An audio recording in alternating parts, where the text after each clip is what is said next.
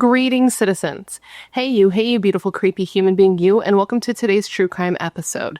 I am so happy that you are here. I am so happy that somehow in all of this that we're forced to deal with on the day-to-day, today you and I were able to find each other on this crazy little planet that we call home. My name is Brittany or Bratterstein, whichever you prefer, and today we're going to be having a true crime marathon. But before we get started, if you have not yet had the pleasure, please make sure to join the Brat Pack by subscribing and ringing that bell. I put out a new video every single week, sometimes 2 a week, and I would love to hang out with you. Yes, you specifically you, but I can only do that if you join the Brat Pack and become one of us. Okay, if you haven't been here before, or even if you have been here before, I'm just going to let you know what this situation is. What the situation is that we are going to be embarking on together.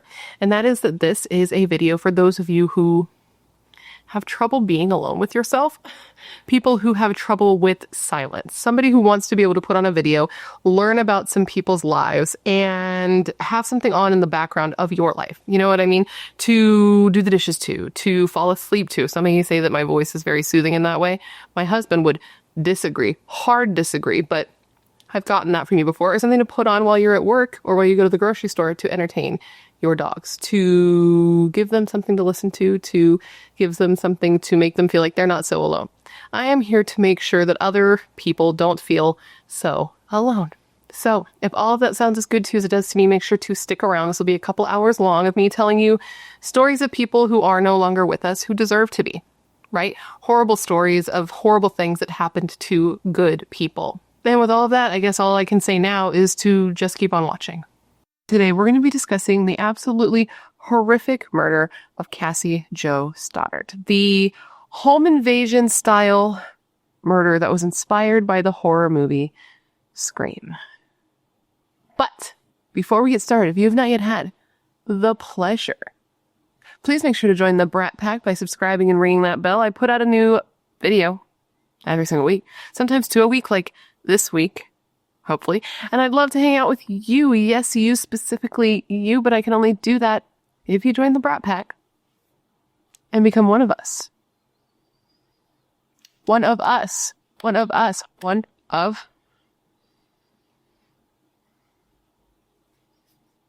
us. And you can also follow me on Instagram and Twitter if you want. They're both Bratterstein, but no pressure.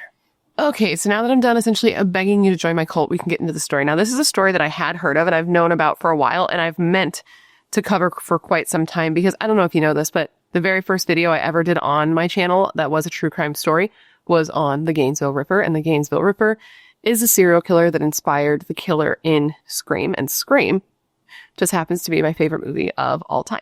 So, of course, as a budding true crime enthusiast, Is that right? As my interest in true crime grew as a small little person, when I heard of Cassie's murder and I knew that the boys who committed the murder were trying to create their own real life Scream movie, I found myself very interested. But as I got older and I started to really look into the case, especially for doing the video, it's just so horrifying. The story of what happened to her is terrifying. Essentially what happened here is in September of 2006, 16-year-old Cassie Jo Stoddart was murdered while she was house sitting for her aunt and uncle in Pocatello, Idaho. And once police started investigating her murder and looking into it, they found that what happened to her and her final moments were literally straight out of a horror movie. Cassie Jo Stoddart was murdered in a home invasion style attack where 2 men entered the home carrying knives and wearing freaky, bloody masks. Yeah, dude. And then when police investigated the murder, they found that the 2 individuals who committed the murder were literally trying to make their own real horror movie based off of Scream. So it's just, the story is nuts. With that said, I'm going to tell you the story today. While I do, I'm going to be putting on a face of makeup. If you think that's weird and not really your thing, thank you for hanging out this long. That's cool. To each their own. I hope you find a channel you like more, but if you're kind of on the fence, I don't know how I feel, that seems maybe like it's weird, maybe stick around. You might be surprised by how much you like me. Now, with all of that said, come, gather around, and let me tell you the story of the murder of Cassie Jo Stoddart, the murder that was inspired by the horror movie Scream. Cassie Jo Stoddart was born on December 21st, 1989, making her a Sagittarius, and she was one of 3 children born to her mother, Anna. At the time of her murder, she was living in Pocatello, Idaho, which is a pretty small and safe community. Not the place that you'd expect this type of thing to happen. But as we know, evil is everywhere. And at the time of the murder, she was only 16 years old and a junior at Pocatello High School. She was a creative kid who loved anything with the arts, acting, drama, painting, drawing, music. She was a smart and strong and kind kid. She had a boyfriend at the time of her murder named Matt, and though the relationship would be considered new to somebody my age, they were together about a year and a half, and at 16, that's a pretty good stretch of time, and the two of them did really seem to like one another. Cassie was known to her friends and her family as just being a good, reliable, hardworking kid. She got straight A's and was even taking odd jobs here and there to try to save money to buy her own first car. One of the police officers who ended up handling her case after she was murdered said of her, and I quote, "She didn't do anything but attend school. She didn't do anything but be friends with somebody else and just about everybody." Does that seem like a poor quote to you? When I read it, I'm like, that doesn't really, that sentence is not like the best sentence, but I mean, I get it. I don't make the best sentences every time I speak either, as you well know. On December 22nd, 2006, Cassie Jo Stoddart was at the home of her Aunt Allison and her Uncle Frank, which was in an area called Whispering Cliffs.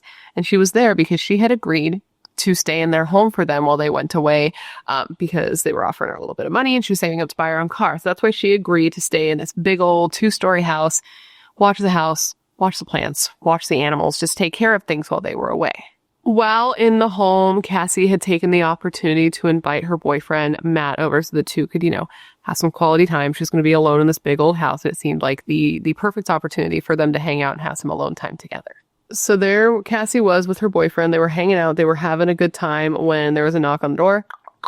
And when they opened it, it was two of Matt's friends who had decided to just show up at Cassie's aunt and uncle's house. Now, I saw 2 different accounts on how these 2 friends came to know where the house was and why they showed up that night. One was that Cassie herself had actually told one of them like the day before that she was going to be there and that they should come over. This account came from one of the friends themselves. But I saw another account where Matt, Cassie's boyfriend, had actually invited the 2 over without telling Cassie. Either way, these 2 friends came into the house, hung out with Matt and Cassie, spent some time together, were just being friends, chilling, not killing. Or so Matt and Cassie thought. The 4 of them all hung out for a little while, a couple of hours actually, where they just hung out, they watched a movie. And it was after this that the 2 boys said that they were kind of bored and they wanted to head out. They were going to go watch a movie in a movie theater. They wanted to just do something other than to sit there with like Cassie and Matt while they were like smooching up on the couch. So the 2 say their goodbyes and leave without Cassie and Matt knowing that these 2 boys actually had plans to return and do something horrible. Absolutely horrible. These 2 boys were Tori Adamick and Brian Draper. Brian Draper and Tori Adamick were both 16-year-old boys who went to high school with Cassie, but they were more friends with Cassie's boyfriend, Matt, so they were kind of friends with Cassie by convenience. Though, in later interviews, Brian did state that he knew Cassie independent of Matt, but that once Cassie had started dating Matt, once the 2 had gotten into a relationship, him and Cassie kind of grew apart, and this is because Brian had a bit of a crush on Cassie. Brian had met her first and had really developed a crush on her, found her to be very pretty, loved her smile, but she wasn't really into him, and that kind of bummed him out. And then when she started dating Matt, that really bummed him out, and it just kind of made him feel like an outcast. It made him feel unloved, and it kind of cemented this idea in his head that he already had, and that was that he was a loser, and this just confirmed it. Brian Draper said of his feelings towards the whole situation at that time, and I quote, "In the beginning, she was just a nice person. I was attracted to her. I thought she was a special person. But she started going out with this other kid I knew in high school, and it kind of struck me hard. I was like, okay, so, I am a loser." Both Brian and Tori were very, very big on movies, film, particularly horror, which, same. Brian's favorite horror movie and favorite movie of all time was Halloween, which is a very good choice. And not that I'm complimenting him, I'm just saying that's a classic. And Tori's favorite was Scream. Same. These two boys loved watching horror movies, and they loved the idea of creating horror movies, even creating their own. They were always filming like random interactions they had at school. They were those kids that just always had a camera on them and were filming everything they did. Kind of like everyone now, but then, 2006 it was a little less common. The two boys were also pretty interested in the Columbine massacre, the shooters in particular, and not in like a normal way, in kind of a admiration. They kind of admired these two, particularly Brian. And Brian said of his feelings towards these two assholes, the Columbine shooters, his feelings towards them at that time, and I quote, "I saw at the time that they transcended their high school for the hour that they did what they did. They were in the spotlight, and that's what I wanted. I wanted to be in the spotlight." So once the two decided that they wanted to actually kill people, which I always say to myself, like, how does this conversation actually come up? What do you say? How do you feel that out? I don't know. It just seems absolutely crazy to me. But they decided they wanted to kill people, and they decided that they wanted to make it like a movie, just like Jill and Charlie did in Scream 4. But at the time that this happened, Scream 4 hadn't come out yet, so they weren't inspired by that. But I was thinking about that just now. And in Scream 4, that's exactly what Jill and Charlie were doing, was making their own movie, putting it all online. But anyway, they did toy with the idea of killing a bunch of people in one fell swoop, like the Columbine massacre, because that was more of Brian's interest. But in the end, they decided, whoa. They decided they wanted to have a more condensed and personalized hit list where they would stalk and murder their victims one by one in a more personal type attack, more hands-on approach. And this was more Tori's preference. The boys even sat together and prepared a death list, which was just a list of their friends and classmates that they wanted to murder. So the two boys started to really plan this, and they became completely consumed with their mission. They wanted to hunt people down, stalk them, break into their homes when they were alone, and murder people one by one in their homes, just like in Scream. They even started to record themselves, like make videos of them talking about their plans, talking about what they wanted to do. And because remember, these boys were always recording everything they did. In August of 2006, the two boys convinced an 18-year-old boy to buy them a couple of knives, and he ended up buying them 4 knives. And I'm sure this guy had no idea, what they were for. I don't believe he was like, oh yes, I'm going to help these boys commit their murder. Sorry, I got this, I don't think this guy knew what was happening. And I don't think he was suspicious that they were going to do anything crazy. Because if you look at these boys, you look at photos of these boys, they very much have a, I collect knives look about them. I can't explain what that is, but just look at the pictures and tell me they don't look like they probably collect, medieval blades. Right? Right. Anyways, Cassie wasn't even the boys' first choice or main target. As I said before, they had their whole death list. And before Cassie, they had actually gone and tried to murder another girl, but she wasn't home alone, so they just left. So Cassie was really just, I don't want to say just a person of convenience, because I do believe there was something personal there with both of the boys, but it was just, she was home alone when they went, and it was easy for them, so they did it, which is just so scary and messed up. And then now I'm thinking even further, right? Because, of why they might have chosen Cassie specifically. And I started thinking, if you think about Scream 1, if you've seen it, well, in Scream 1, which is what they're trying to recreate, right? Wait, let me backtrack a little bit. Later, which we're going to get into, the boys, recorded everything, leading up to the murder. And in one of their videos, they were talking about how Cassie was so perfect, how Cassie had to be the one, how she was the best victim. And then I started thinking about it, and I'm like, Scream 1. The very first kill in Scream 1 is a girl named Casey Becker, which is pretty close to Cassie. And I wonder if that's part of why they chose her and why they thought she was so perfect, because the name Cassie was so close to Casey, and they were trying to replicate Scream. I don't know. Do you think that could have anything to do with anything, or am I just grasping at straws here? So now let's head back to September 22nd, 2006, where Cassie's house sitting for her aunt and uncle. Matt's there. Brian and Tori had been there. They're watching a movie. I think they're watching Kill Bill. The boys say they're bored. This is lame. We're going to go watch a movie and leave. The two boys then left, as I said. They drove and parked down the street where they changed into their kill clothes, which were just all black outfits, complete with gloves, and those freaky masks that had blood coming out of all of the orifices. The actual nightmare fuel. And this was at about 10 p.m. The boys then entered the home into the basement through an unlocked door, and this door was unlocked actually because while the boys were there earlier watching the movie hanging out, Brian had excused himself for whatever reason, had gone downstairs and had unlocked this door so that they could get in later when they planned to come back and attack Cassie and Matt. They were actually planning to attack both of them. So they enter through that door. They get down into the basement and they start making a bunch of noise. They start throwing ashtrays back and forth, trying to get Matt and Cassie to come downstairs and investigate the sounds because their plan was to attack them in the basement to add to the scare factor because basements are creepy, as we all know. But things didn't go according to plan for Brian and Tori because Matt and Cassie did hear the noises, but they were like, absolutely fucking not. And stayed planted where they were, and just waited out the sounds and did not go down to investigate. And this is when Brian and Tori cut the power to the house.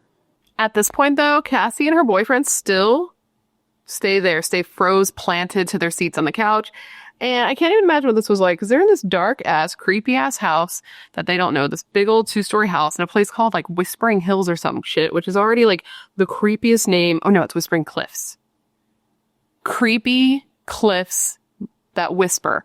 And you're, like, trying to keep calm, but you hear, like, loud noises coming from the basement of this house, and you have these dogs that you're babysitting barking and growling at the basement door. I would be shitting my pants, probably. And I guess after this, some of the lights did come back on, but not all the lights. And I can't even imagine what they were thinking at that time. Like, what did they think was happening? Why didn't anybody call the police? That's what I would have done. I would have called the cops. Been like, hello, excuse me, there's somebody in this house that I'm in.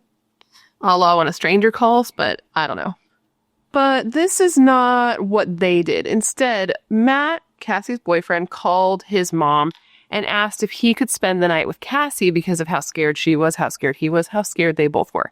And his mom was like, absolutely fucking not. And I don't know if he didn't adequately explain it, if they weren't as freaked out as I would be in that situation, or if his mom heard what was going on and thought that he was lying because they were 16 years old and she thought her son was trying to get laid.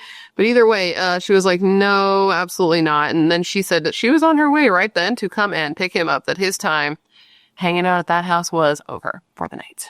Once his mom got to the house, she actually even offered, which was very nice of her, for Cassie, if she was scared, to come leave her aunt and uncle's house and stay at their house for the night, and that she'd bring her back tomorrow to continue house sitting. But Cassie turned this down. She thought it was her responsibility to stay in the house. So her boyfriend said goodnight, and he and his mom left, and this left Cassie alone in the house for the night. This is when the lights in the house went out again. And at this moment, Brian and Tori decided it was their moment, and they started to walk up the stairs, making sure that they were stomping loud enough that she would hear them coming. They were carrying knives. Brian was carrying like a dagger, and Tori was carrying a hunting knife. Once at the top of the stairs, Tori told Brian to do something that would scare Cassie, so he grabbed a door that he was standing next to and he slammed it, which I can only imagine terrified her. I don't know if she ran. I don't know if she froze. I don't know what the dogs she was watching were doing at this time, but the two boys then attacked Cassie, stabbing her over and over. The two boys stabbed Cassie about 30 times, 12 of which would have been fatal on their own. One of these stabs were deep enough that it actually hit Cassie's heart. They then left her alone in that big house to bleed out and die.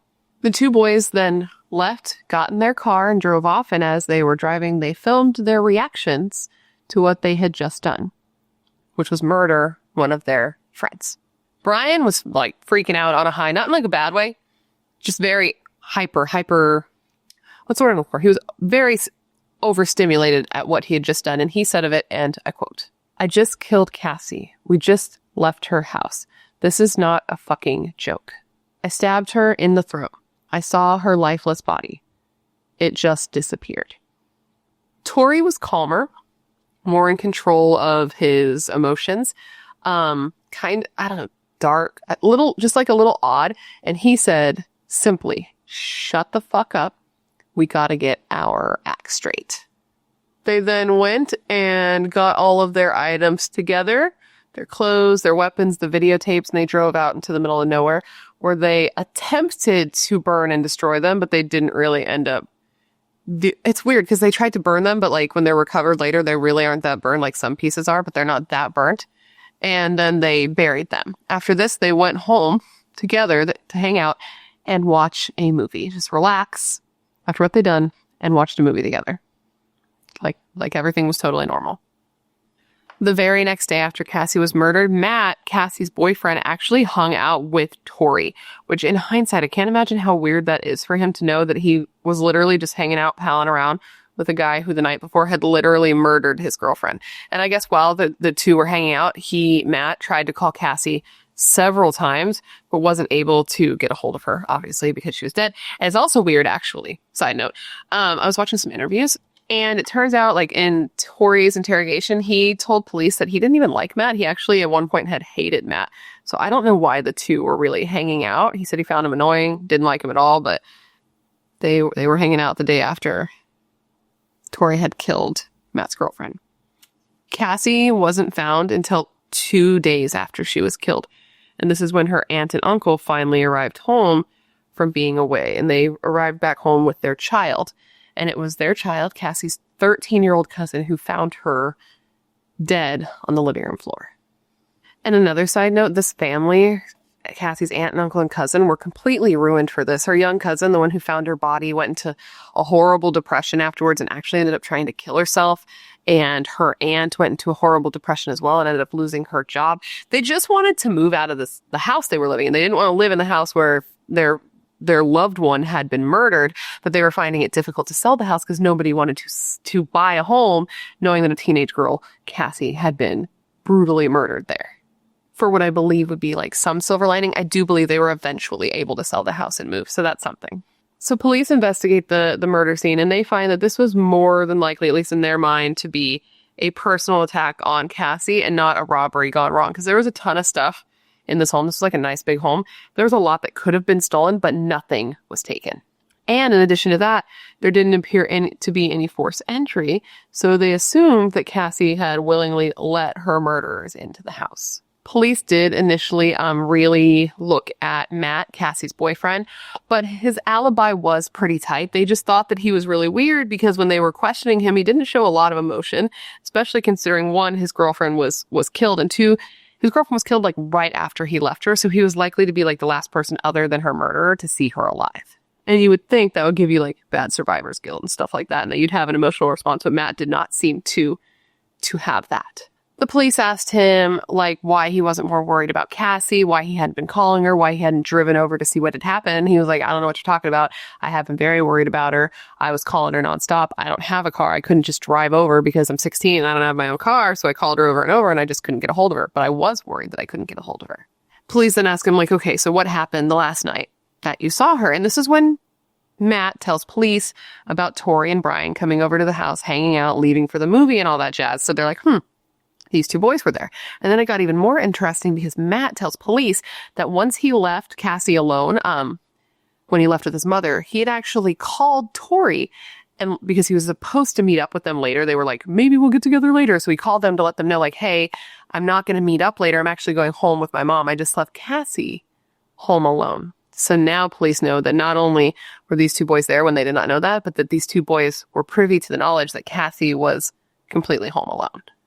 Also, Matt was given a polygraph test, and I believe he passed. So then police move on to Tori, and this is when he tells them the boys' planned story that they had been at with Cassie and Matt, had gotten bored, had gone to a movie, all that jazz. But when police pressed him and asked him for some more information on the movie, Tori couldn't remember anything about the movie. Police thought that was weird.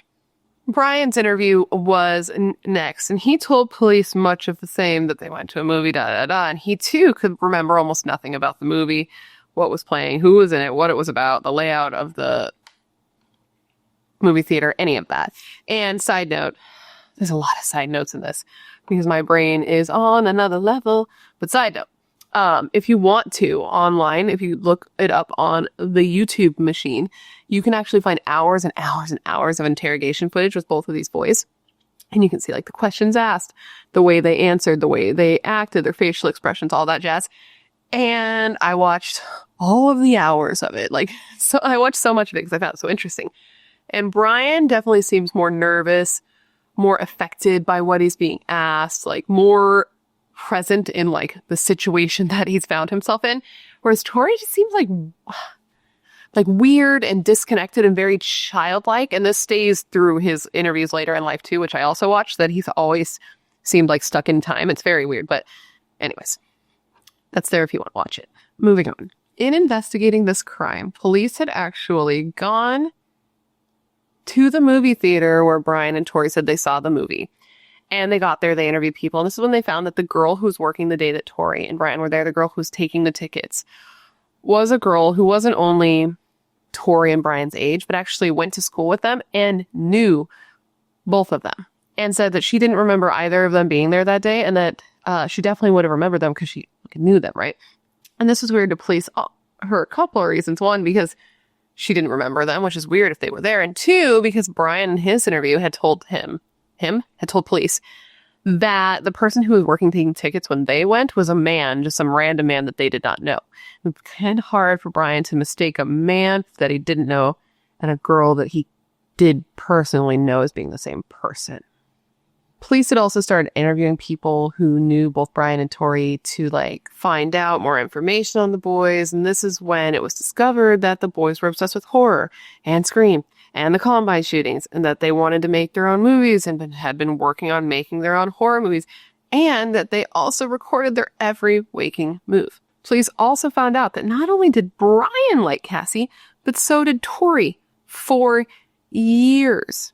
And that Tori was considered weird to others at school, that he was obsessed with horror and death and murder, and that he was obsessed with knives, which I already told you I had a feeling that these boys were obsessed with knives, and that he often talked publicly about committing the perfect murder, and that he was just one of those kids that was weird and sketch and made everyone uncomfortable, and just like bad vibes came from him. And police were like, all this seems like something we might be interested in. So they end up going back to Brian and telling him how like they thought his story was kind of complete bullshit. And this is when Brian sort of changes his story. Well, not sort of. He changes it completely. And he says, okay. We weren't at the movies.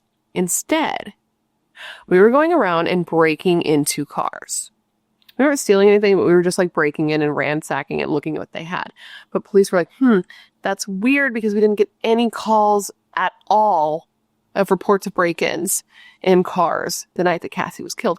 And if you watch the interview, when Brian's telling police this, it's very clear that he is lying and making up all the information on the fly. So now the boys are in a little bit of hot water, and Brian turns on Tori a little bit. First, Brian tells police that the whole thing was meant to be a joke, that they were there, and that their whole plan was to just scare Cassie. That's why they went into the house. That's why they wore those clothes. That's why they carried those knives. And that's why they wore those masks. It was just to pull a prank and scare Cassie. But that once they got upstairs, Tori just like lost it and actually killed her.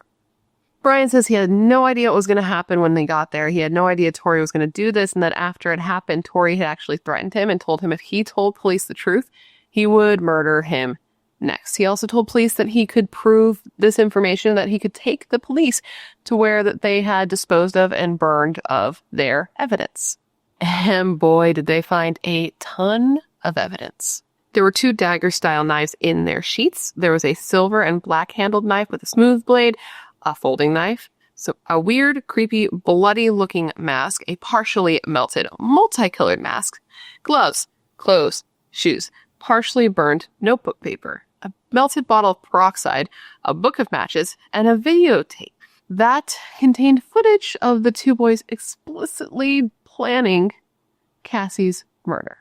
The tape also included the footage of them reacting to having had killed her, and a transcript of this tape was read in court. And in court, when they read this, they talked about how the boys were saying they wanted to be famous and be considered go down in history for being notorious serial killers. That was their plan. That's what they were going for.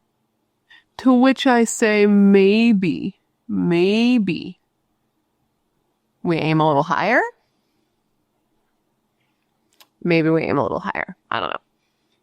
Upon finding this evidence up in the hills, up in the wherever they fucking put it, wherever it was buried, police found themselves having an even harder time believing that Brian had nothing at all to do with the murder. They're convinced that he definitely had more to do with it, and he was just hiding how involved he was so he didn't get in trouble. And they eventually were able to get him to admit that he had stabbed Cassie just once, and it's because Tori told him he had to because he was there and he wanted him to trust him and he didn't want him to kill him too.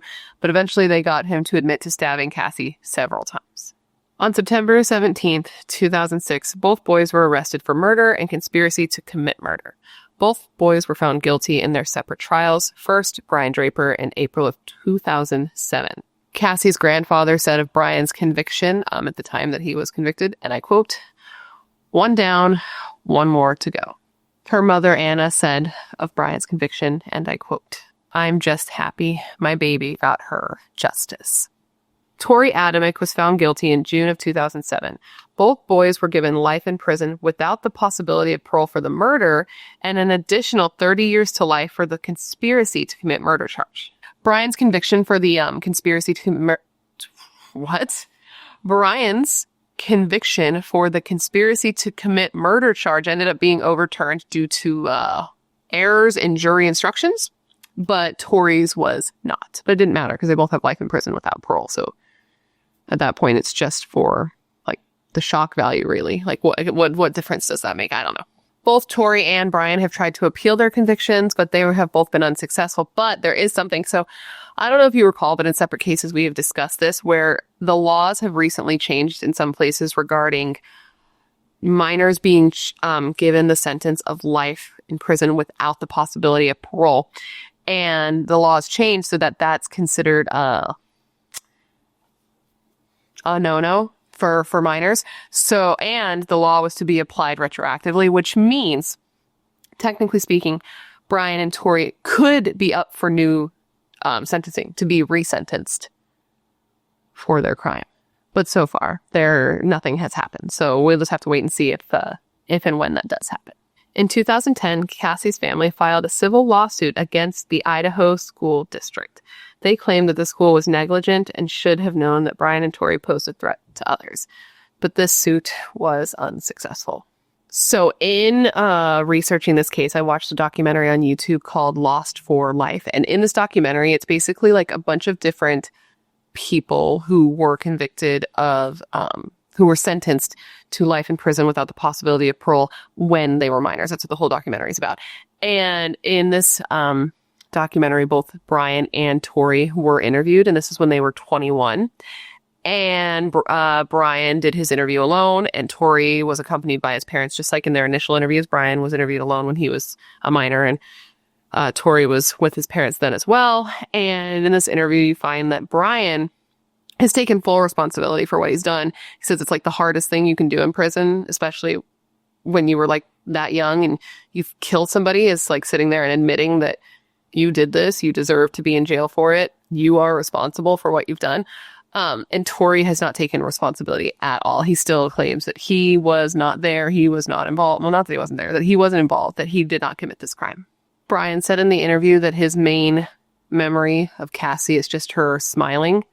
It's the weirdest thing because he does seem to be remorseful and regretful and affected by the fact that he killed her and sorry that he stole her life and her future. It's such a weird thing to sit and watch. And I mean, that's great. I guess you can say, like, that's the reaction you would hope. That's the best you can get when somebody has brutally murdered somebody this way, is that they would take responsibility and that they would feel fucking terrible about it. But even if he does take responsibility and feel horrible, he's still the same kid who said in a videotape, and I quote, regarding Cassie's murder, "I'm sorry, Cassie's family, but she had to be the one. We have to stick to the plan. And she's so perfect. She's gonna die.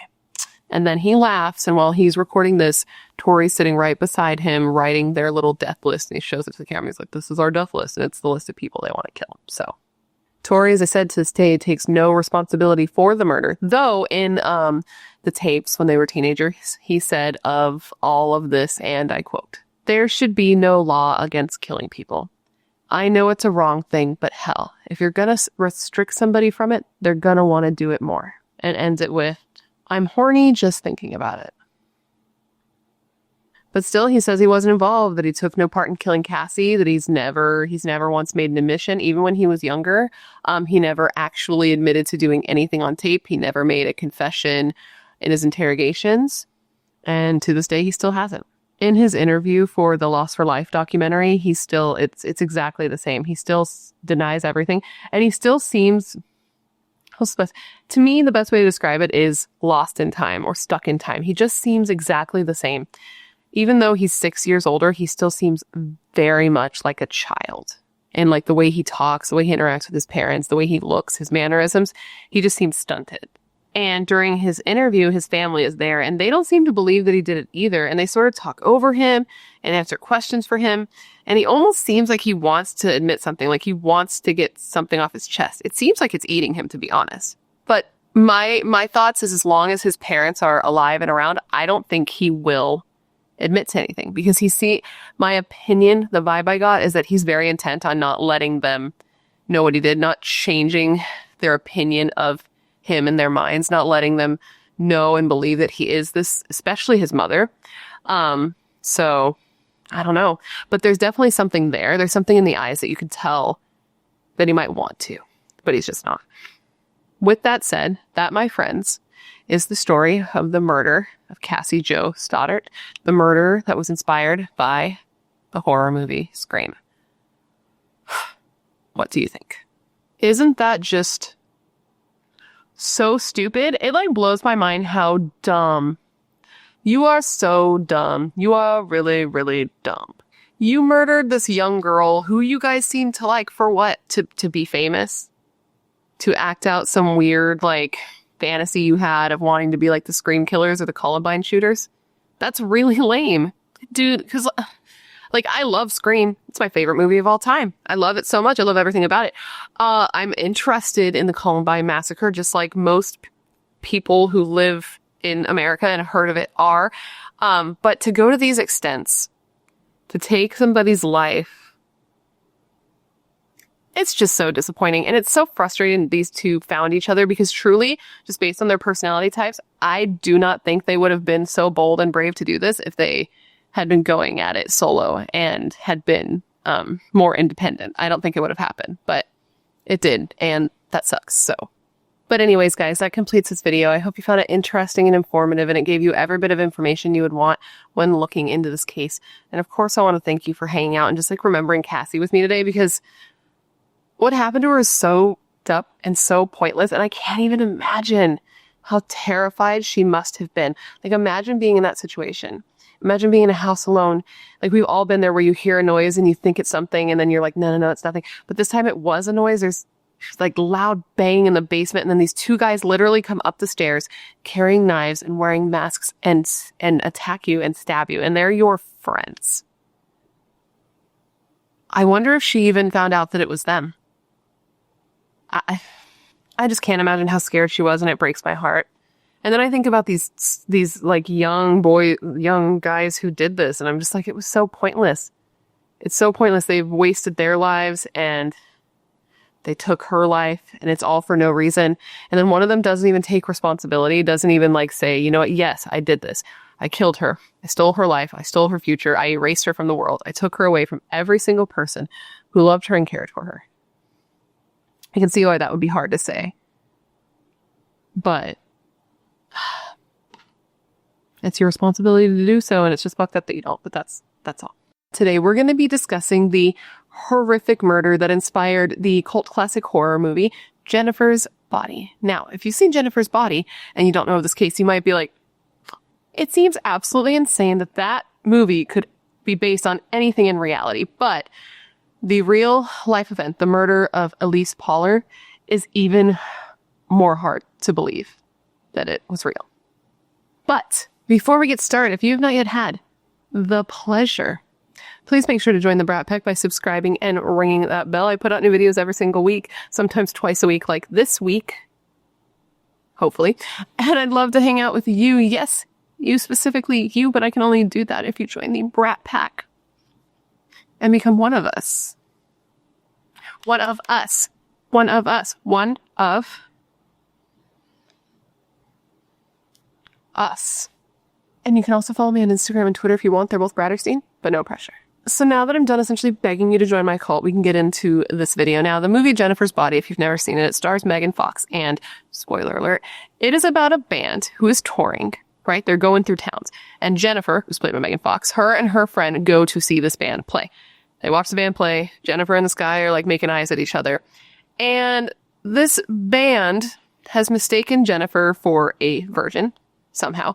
And after the show, take her with them with some very sinister ideas in mind, but not what you think. They instead then take Jennifer out into the middle of nowhere and attempt to sacrifice her to the devil so that their band will be more successful. Now, that must sound crazy. That must sound like the movie makers taking liberties with a horrible story. But you'd be wrong. That part is actually true. That premise is what actually happened to Elise Pahler. And then if you keep watching the movie, Jennifer, it turns out, wasn't a virgin. And this is a big problem because in the spell you needed a virgin. So instead of being sacrificed, she becomes a succubus and then starts killing people. And that's where it gets to be kind of off the rails.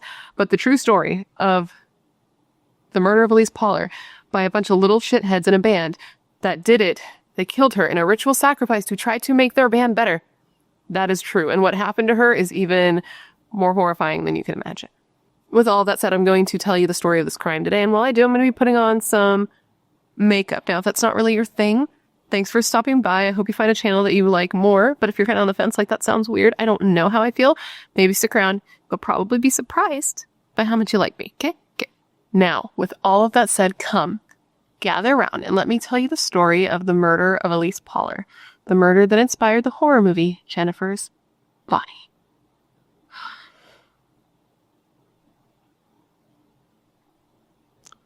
On the night of July 22nd, 1995, 15-year-old Elyse Pahler was at home watching TV, a movie with her family, when she received a phone call.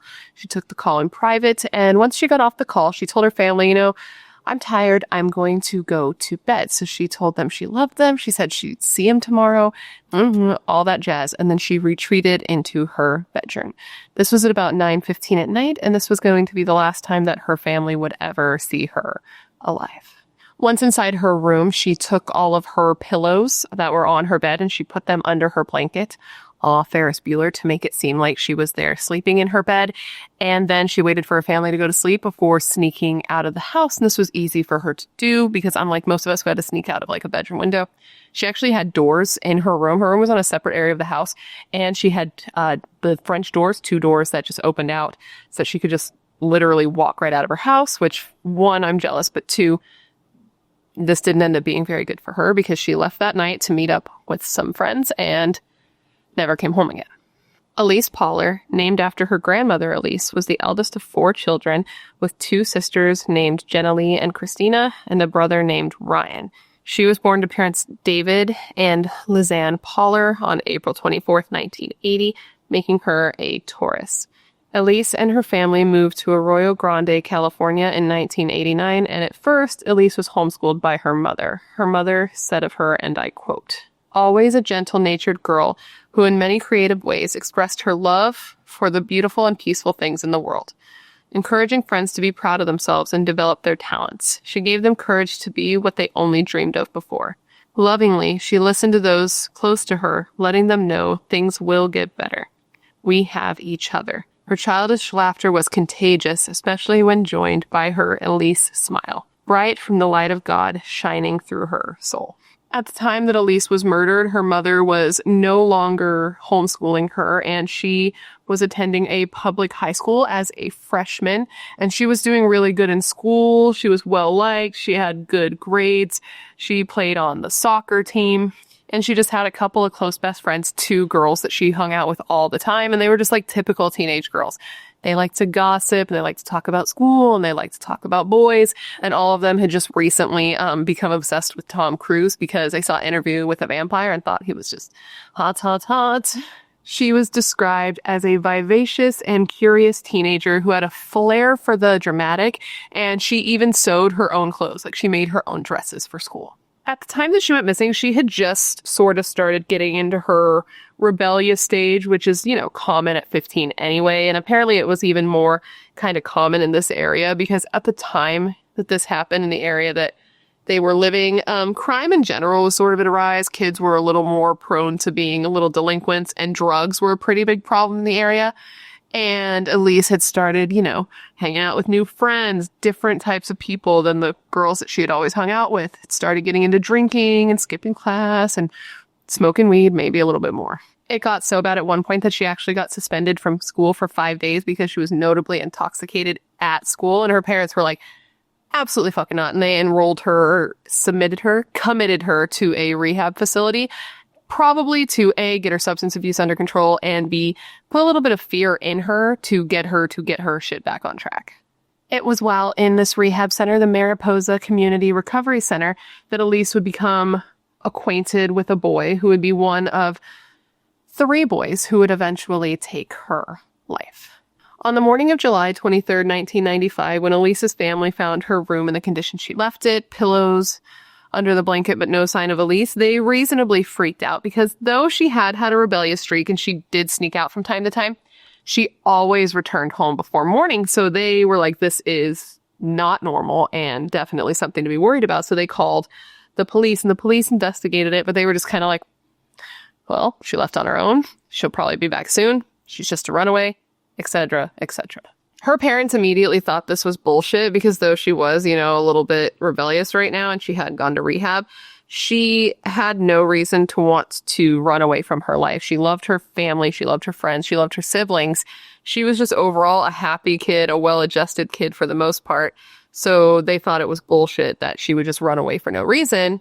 And I mean, it did turn out that they were right. But for months, this is what police operated under. They thought she left on her own, that she was just a runaway. Maybe she was off with a boy, even though her family completely disagreed with this. Elyse ran away, is what they would say to them. But in reality, her body was less than a mile away from her home, decomposing in a eucalyptus field.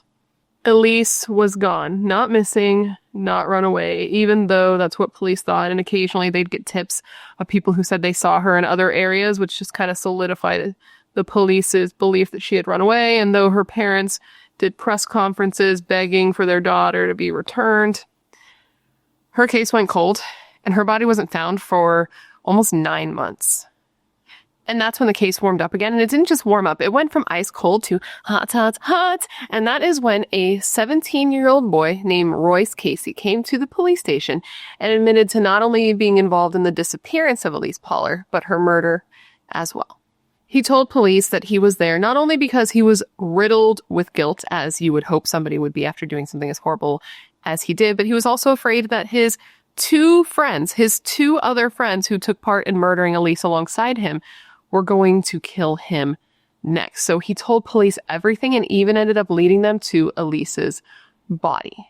The 2 other boys who took part in the murder of Elise Pahler were 15-year-old Joseph Fiorella and his friend 16-year-old Jacob DeLashmutt.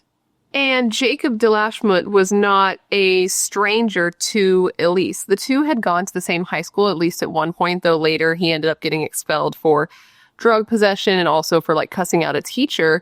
But before that, they had been in school together, and he had actually been at the same rehab center as Elyse at the same time. So the 2 kind of saw each other there.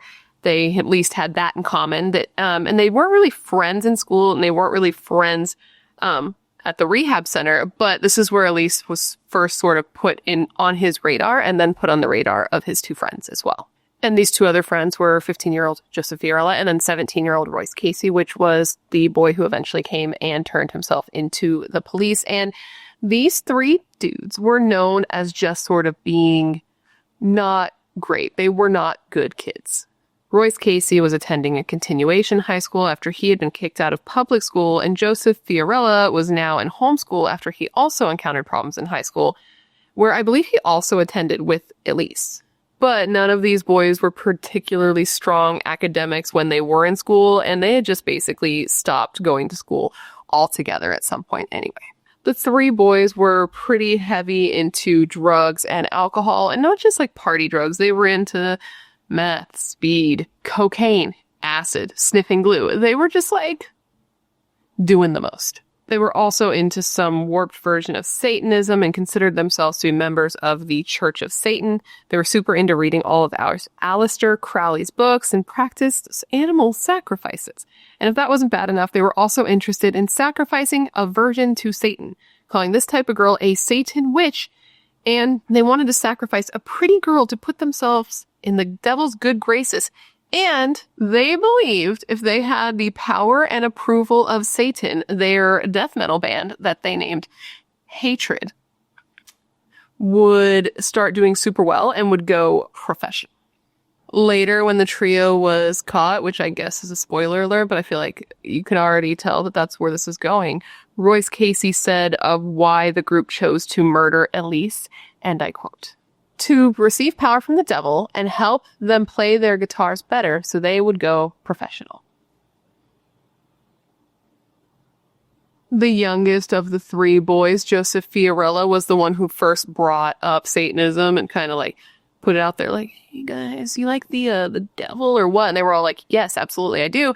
And he got super stoked. And this is kind of when the group's focus became all about Satanism. And because Joseph Fiorella became the group's sort of leader because he was the one who brought it up and he's the one who had the most knowledge on it, he started getting even more into it and started reading all the books and researching all the information he could find on the subject. He and the other boys started researching everything they could online about Satanism, the occult, the devil.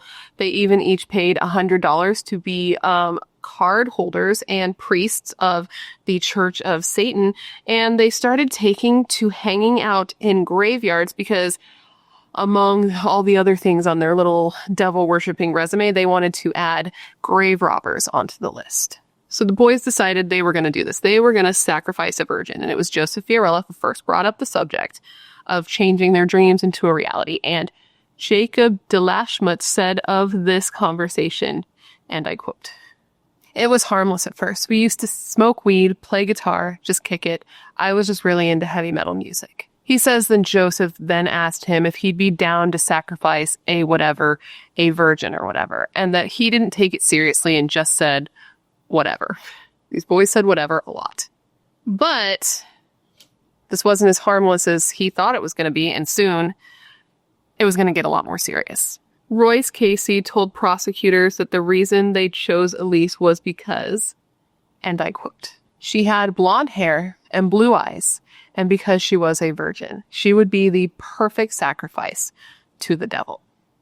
So the boys realized that they had a bit of an in with Elise because since Jacob had been in, the rehab center with her, he knew that she liked to smoke weed, that she liked to drink, and that she liked to party. So they figured that they could get her to trust them and to hang out with them by offering her these things. And because Jacob, I guess, was the one of them that was the most socially equipped to talk to women at all, they used him to be the one to kind of recruit her into their friend group. And that's exactly what happened. Despite her best friend's protests, because they didn't think these guys were any good, Elise, found herself interested in them.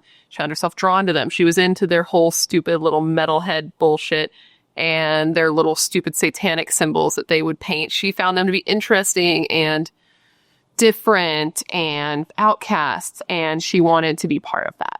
So they'd often hang out, they'd meet up, they'd drink, they'd smoke weed together. They were becoming her friends. All the while, she had no idea that her new friends were literally planning to murder her the whole time. That's why they started talking to her in the first place.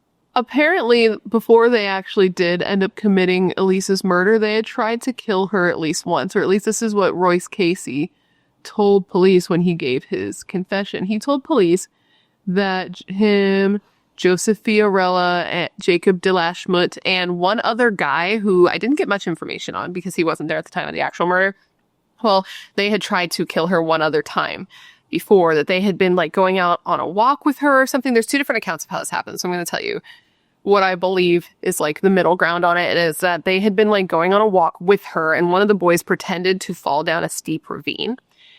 And so she went over to the edge and was like, oh my God, are you okay? And once she got to the edge, one of the other boys tossed him a knife and was like, do it, implying like kill her. And there was also a story that one of them pushed her down the ravine with him, which would make more sense because how would he kill her if she's up there and he's down there? And I also saw in a book that I read that her mother witnessed this and was able to be the one to stop it. But either way, no matter what thing happened, it wasn't taken especially serious because Elise still talked to these guys and trusted these guys enough to go out with them the night that they ended up killing her. Shortly before Elise was murdered, I think it was actually like the day before she was murdered, she was at a house party.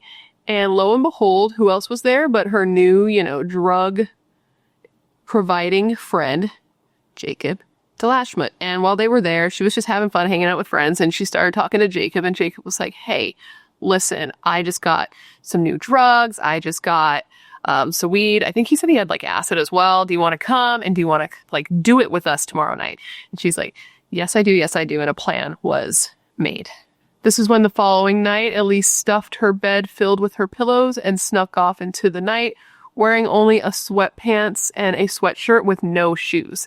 And she met the boys down at a eucalyptus field that wasn't far from her house. And they, smoked, did whatever, and decided that they wanted to go trip further into the eucalyptus fields. It was while in this eucalyptus field, under the cover of trees, that the boys decided this would be the perfect opportunity to ambush Elise. Jacob pulled his belt from his waist and wrapped it around Elise's neck, catching her completely by surprise because she thought she was just hanging out with some friends, wasn't expecting anything like this.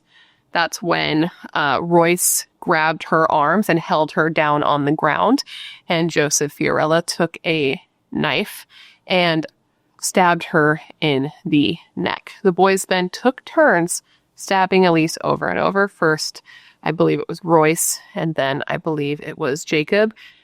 And the medical examiner who did her autopsy said she had been stabbed approximately 12 times, at least 12 times. And the boys said that while she was laying on the ground bleeding, she was praying to God and calling out for her mom. These boys, once they realized that she wasn't dying fast enough, that the stabbing and the strangling wasn't working as fast as they had hoped, they stomped on her neck and then stood there and watched her die. And once they were convinced that she had died, which, spoiler alert, she hadn't, because it was later confirmed that none of her 12 stab wounds were fatal, and she instead slowly bled to death, they drug her farther into the eucalyptus field, and when she was found, her pants had been pulled down. The boys, during their, after they were caught, they gave differing accounts about whether or not they sexually assaulted Elise, but police believe that not only did they do it that night, but that they returned several times over the months that she was missing and continued to have sex with her dead body. Police probably believe this partly because of physical evidence and her pants being brought down, and also because these actual worms bragged about the murder to their friends. Not only about the murder, but about having sex with her body and having sex with her body for a period of time after she was dead. Later, once the boys were caught, these kids that they confessed this to did testify against them at trial, and they said the reason they never said anything sooner is because they didn't believe they were telling the truth. And it also came out that apparently Joseph Fiorella told his own mother what he did, which is a point that I'm like, I don't even know if I believe that could be true, because I don't know how a mother could hear this and not do anything. But I mean, we've heard of parents helping their stupid murderous kids before. Hey, Brian Laundrie. And it's just too hard to even think about. Shortly after the murder, Royce Casey, the one who ended up confessing to the police, actually separated from the other 2 boys and ended up finding God. And it was his newfound religious guilt that brought him to the police station that day on March 13th, 1996, after he saw a missing persons poster of Elise that haunted him. But this guy wasn't a good guy or anything. Yeah, he did turn himself in, but he did brutally murder this girl alongside these other 2 guys. And he wrote in his diary of the situation, and I quote, I'm fighting on the other side now, allied with the darkened souls. Satan's raised and will conquer and reign. The Bible says, in the end, Lucifer will bring out the best in everything. Music, love, murder.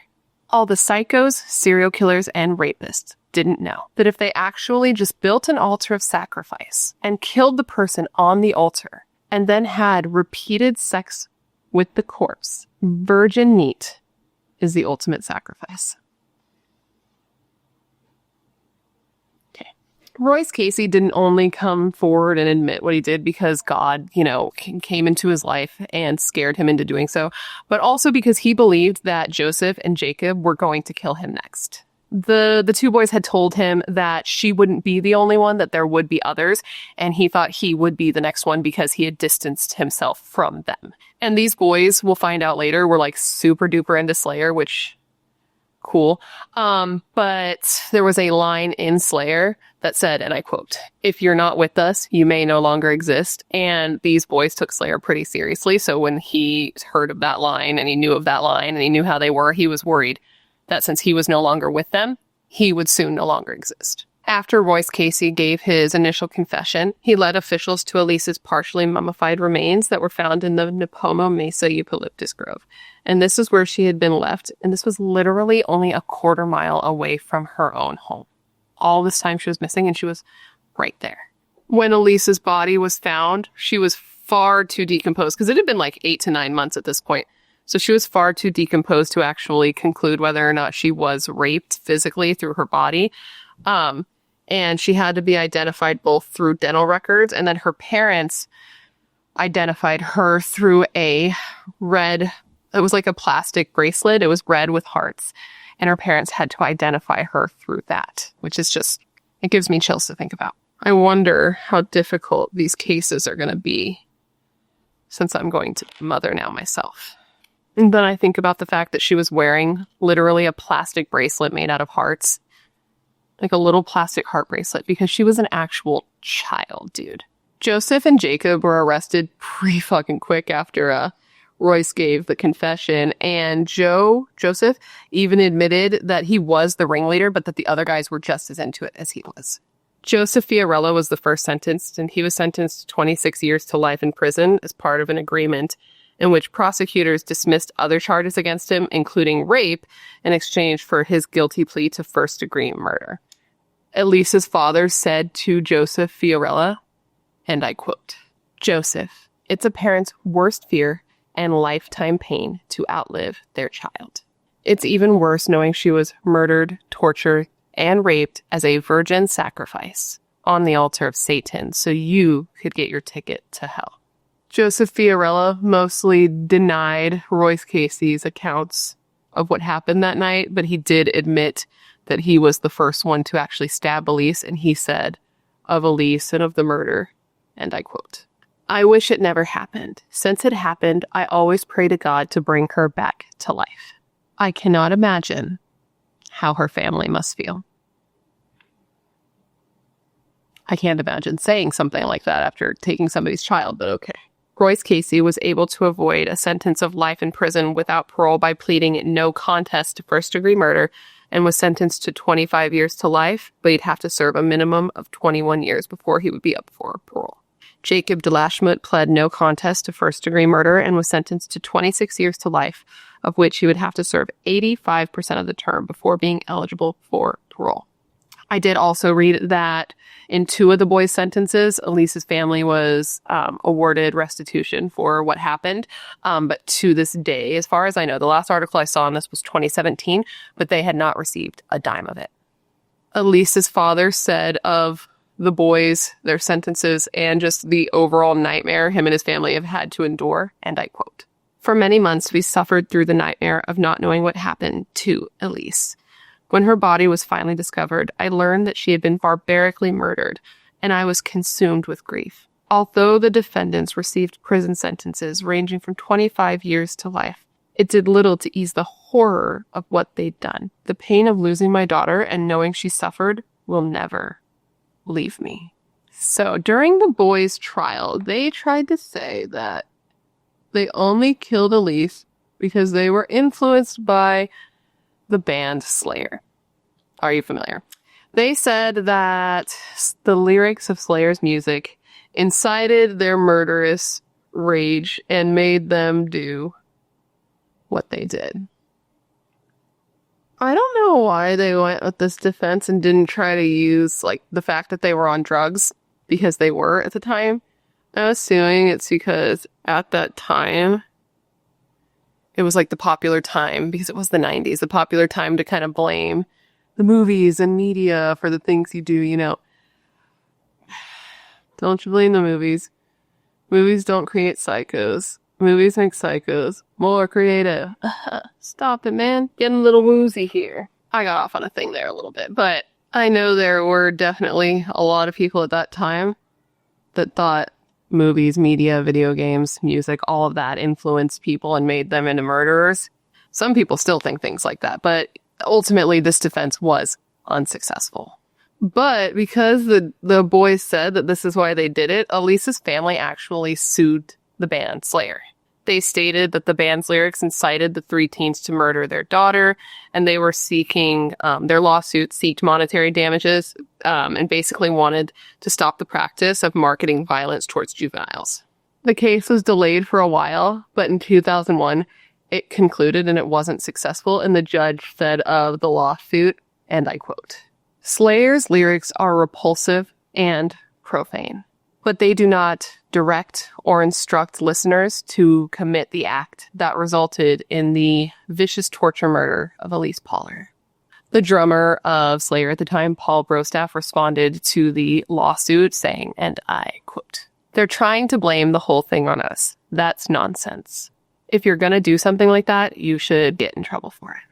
Which I tend to agree with. I'm of the mindset that music, movies, media like that doesn't create killers. You have to already have something like that in your head to see something like that, to hear music like that, and be turned into a murderer. Because, I mean, if that's all it takes, I'd be fucked with what I consume. Let's just say that. The music that I listen to, look at my shirt. Look at what I'm talking about. Look at the movies that I enjoy. I would be screwed. But it turned out it was nonsense also, because there's a lot of like back and forth on if Slayer and their music and the whole Satan thing even was the reason that they killed Elyse. They've gone back and forth on what their reasoning was, and Jacob Delashmet, God, I forgot his last name is stupid. Jacob has said that it wasn't as cut and dry in that, and he said of it, and I quote, "The music is destructive, but that's not why Elyse was murdered. She was murdered because Joe was obsessed with her and obsessed with murdering her." So that opens a whole new can of worms that I don't even know. I will never know unless I say it, which they haven't, and it's been many years. Royce Casey, who is now 43, after previously being denied, was granted parole by the California Parole Board in March of 2020, or it might have been 2021, I forget. During the hearing, they found that Royce Casey had a nearly 20-year record of model behavior in prison and participated in a series of rehabilitation programs, served as a mentor, earned his GED, and was working on a specialized bachelor degree in psychology and sociology. He says if he's ever released, he wants to move to the Los Angeles area, my area, and work as a rehab for drug and alcohol specialist, something like that, in that field. Elise's father, David, has actually come out and said that he supports Royce Casey being paroled, that he doesn't think that he is a danger and hopes that he would be like a good member of society if he was released. But he's not opposed to him being released and doesn't think that he needs to stay in jail any longer. Royce Casey has said of Elyse in, his later years, and I quote, "She was a truly wonderful person who was loving, vibrant, enthusiastic, encouraging, and gentle. It breaks my heart to think how much she lost because of me. She never got to graduate from high school or go to her prom. She never got to go to college or fall in love and get married. She never got to be a mom. Those things broke through the denial that I had, and those things helped me to be able to see that there was something deeper I needed to look at to understand that it was my defects that led to this, not my co-defendants, not music, not drugs." The parole board said of Royce Casey, and I quote, "We find that the person who committed this crime and the person who sits before us today are two different people. After the parole board, the decision was sent to California's Governor Gavin Newsom, and he had the options of reversing the decision, referring it for further review, or to take no action, in which Cassie would be scheduled for release after 30 days. The San Luis Obispo County DA wrote a letter to Newsom opposing Cassie's release, saying, and I quote, "Cassie has never adequately explained why he participated in such a sadistic and heinous crime." Gavin Newsom ended up actually reversing the parole board's decision, and Royce Casey is not going to be released from jail, just so you know. I don't know how you feel about that. Let me know what you think about that. Joseph Fiorella and Jacob DeLashmutt are both still in jail. They've both tried to appeal, and they've both gone up for parole, and they've both been denied and all of that, so they are still sitting in jail to this day. Since Lisa's murder, her family has struggled to go on with their lives. After her body was discovered so close to their home, they moved immediately, which I understand. David, her father, had been a builder, but he lost interest in his contracting company, so he switched his job to take something that was less demanding so he could be home more. And his wife, Lizanne, has just bounced around into different teaching jobs because I guess she's in the teaching field. They just seem sort of uprooted, it seems like they never really were able to heal from that. And I know that they did some counseling, and they actually did start a foundation in Elise's name as well. It's a nonprofit to help locate missing children. It's called the Elise Pahler Foundation. They claim to their church and their other 3 children, but they find that they have a little PTSD when it comes to how they deal with their remaining 3 kids. Lizanne, her mother, has said of this, and I quote, "My children don't have any real privacy anymore. Their letters in their room, I read them. I check out their music."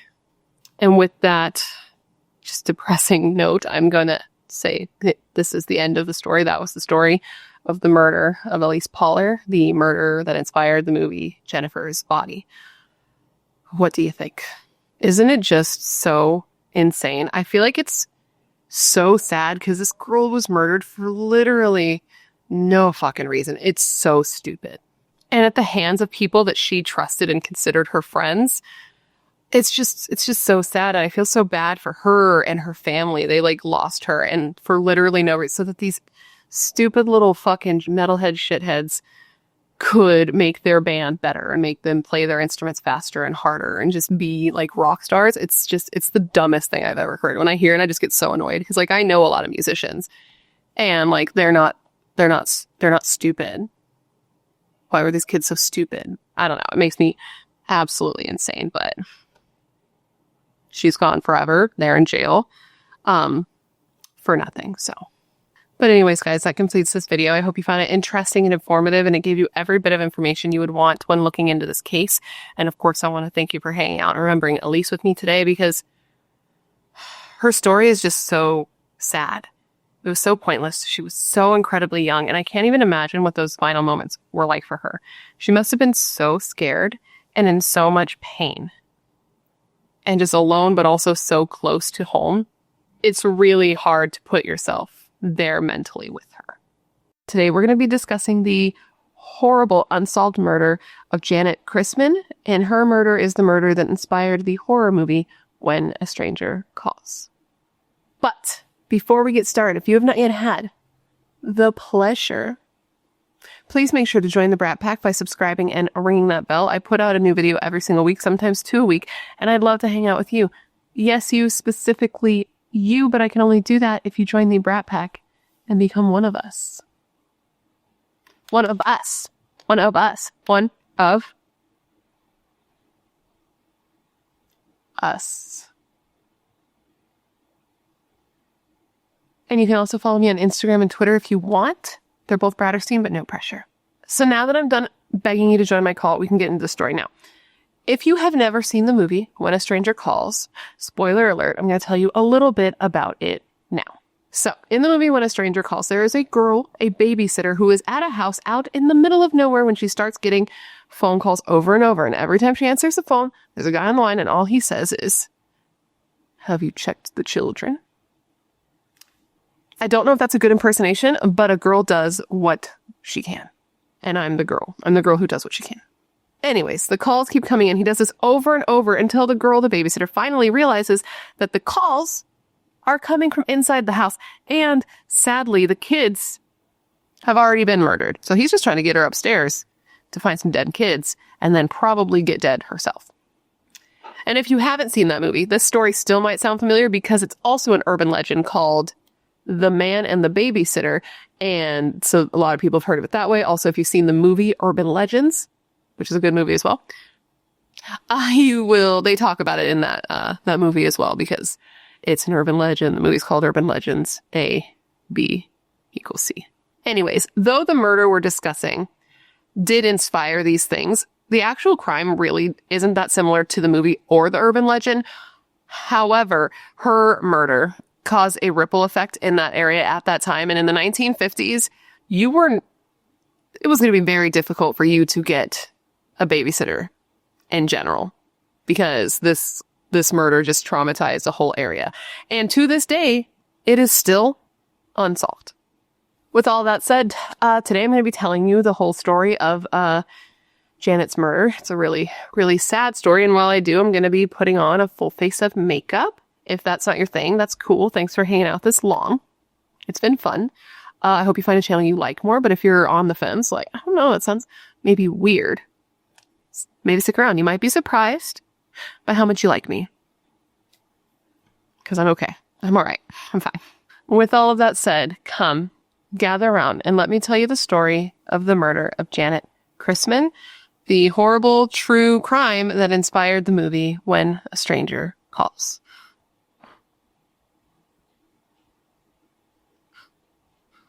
Okay, so we're going to jump into our handy-dandy time machine, and we're going to head to Columbia, Missouri in 1950. This is where 13-year-old Janett Christman lived with her family and would tragically be murdered. Janett was born on March 21st, 1936, making her an Aries, and she lived with her parents, Charles and Lula Mae, and her two younger sisters, Retta and Cheryl.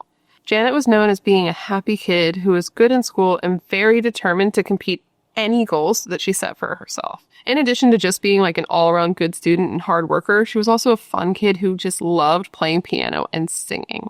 Tragically, Janett was murdered literally only 3 days before her 14th birthday. How sad is that, dude? Like, okay, so Janett was a babysitter, right? But her family was pretty selective on who they would let her babysit for. She was only allowed to babysit for people that her parents knew because, like, they cared about her and she was young and they wanted to make sure she was okay. So this night she was babysitting. She was babysitting for a couple that the family knew, and this couple was the Romacks. This was Ed and Ann Romack. At the time, Ann was pregnant with a little baby in her belly, and they had one other son, a 3-year-old boy named Gregory, who needed to be watched. He needed a babysitter, so that's who she was there watching that night. The Romacks were going to go out for a night on the town. By night on the town, I mean that they were going to a restaurant to like hang out with friends and drink. Hopefully not Ann. But I don't know. It was the 50s. Things were different. And to play cards also because the 50s. What's really sad, besides like all the obvious things that are going to be sad about like a 13-year-old kid being murdered, is that Janett wasn't even supposed to like be at that house that night. She actually had this like school dance party, or I don't know if it was at the school or if it was just like a dance party with friends, and that's where she was planning to be that night, but she opted out and decided that instead she wanted to go babysit because she had bought herself, which I don't know, is very indicative of the times and just kind of like the sweetest thing in the world that I've ever heard, but she bought herself a little maroon suit. I think I'm assuming it was like a little pantsuit, because she wanted to wear it for the upcoming Easter holiday.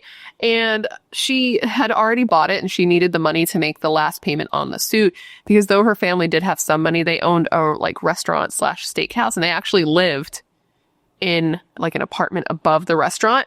She wanted to help take some financial burden off of her parents by buying this herself, which I just thought was responsible and sweet and cute for a 13-year-old girl.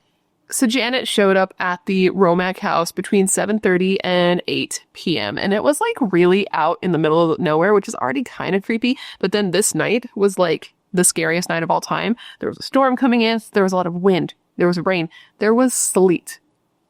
Icy water falling from the sky. Because places other than California have actual weather.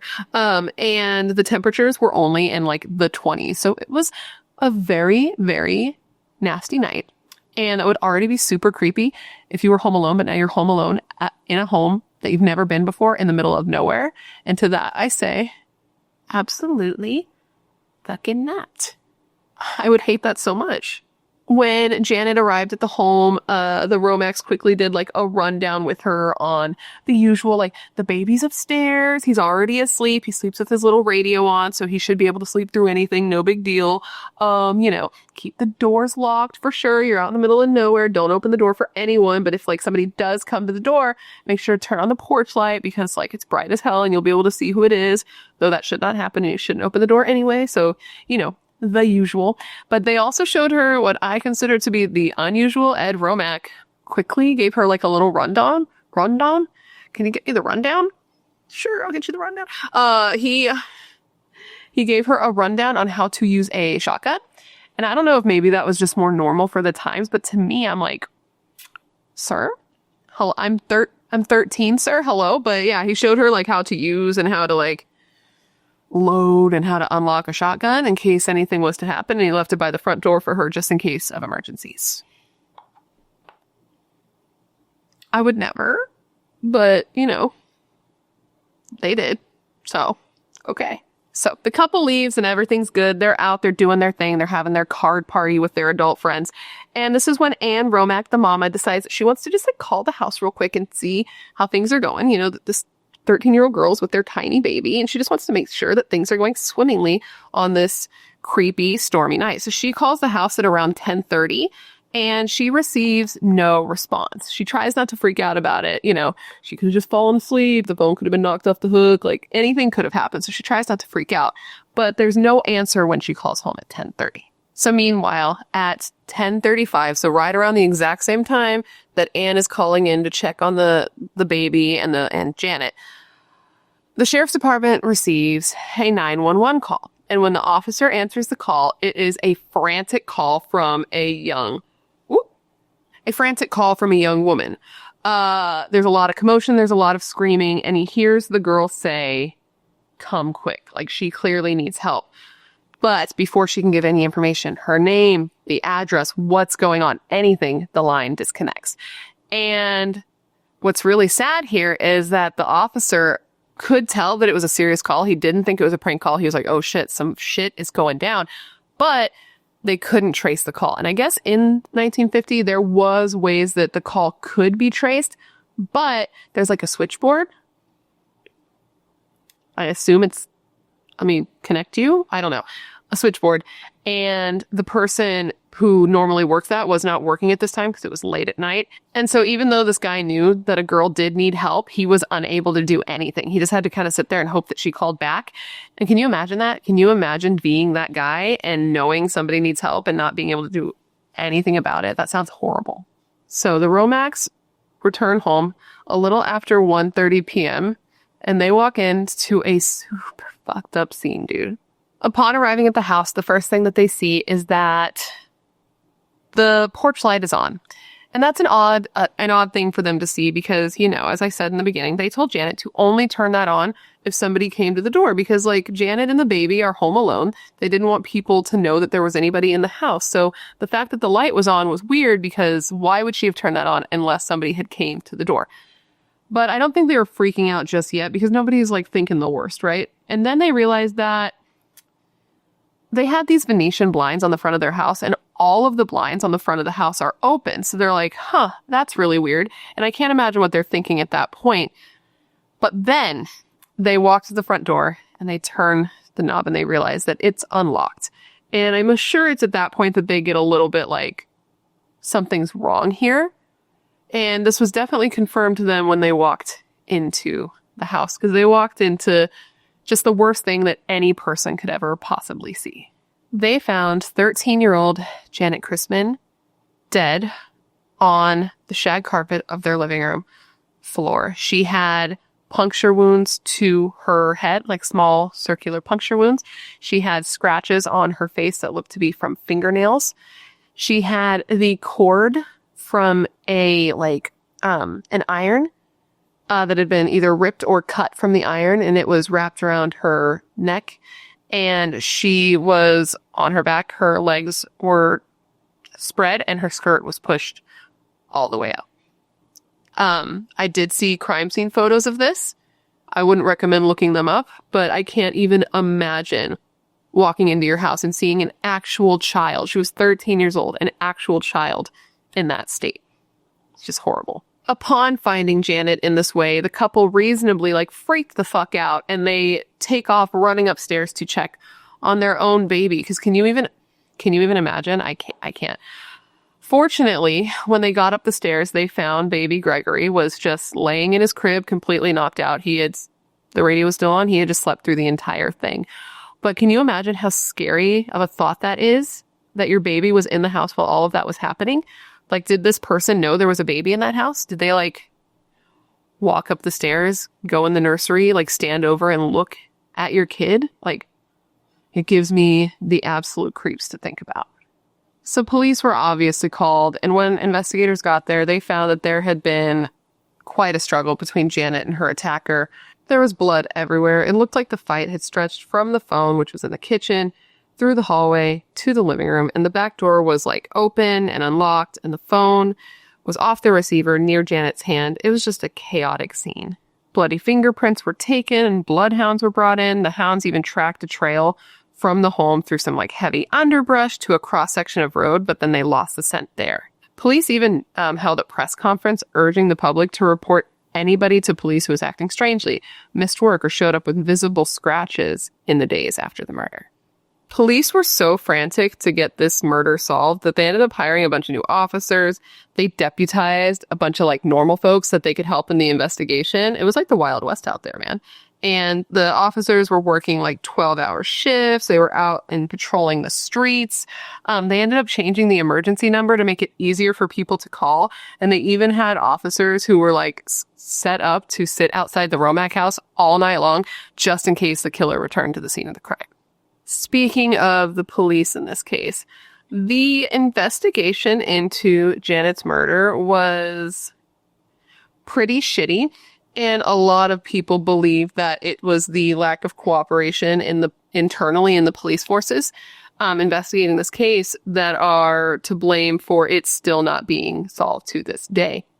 Because what had happened is that since Janett was killed at the Romack home, and the Romack home was just out of the Columbia city limits, there was a jurisdictional issue.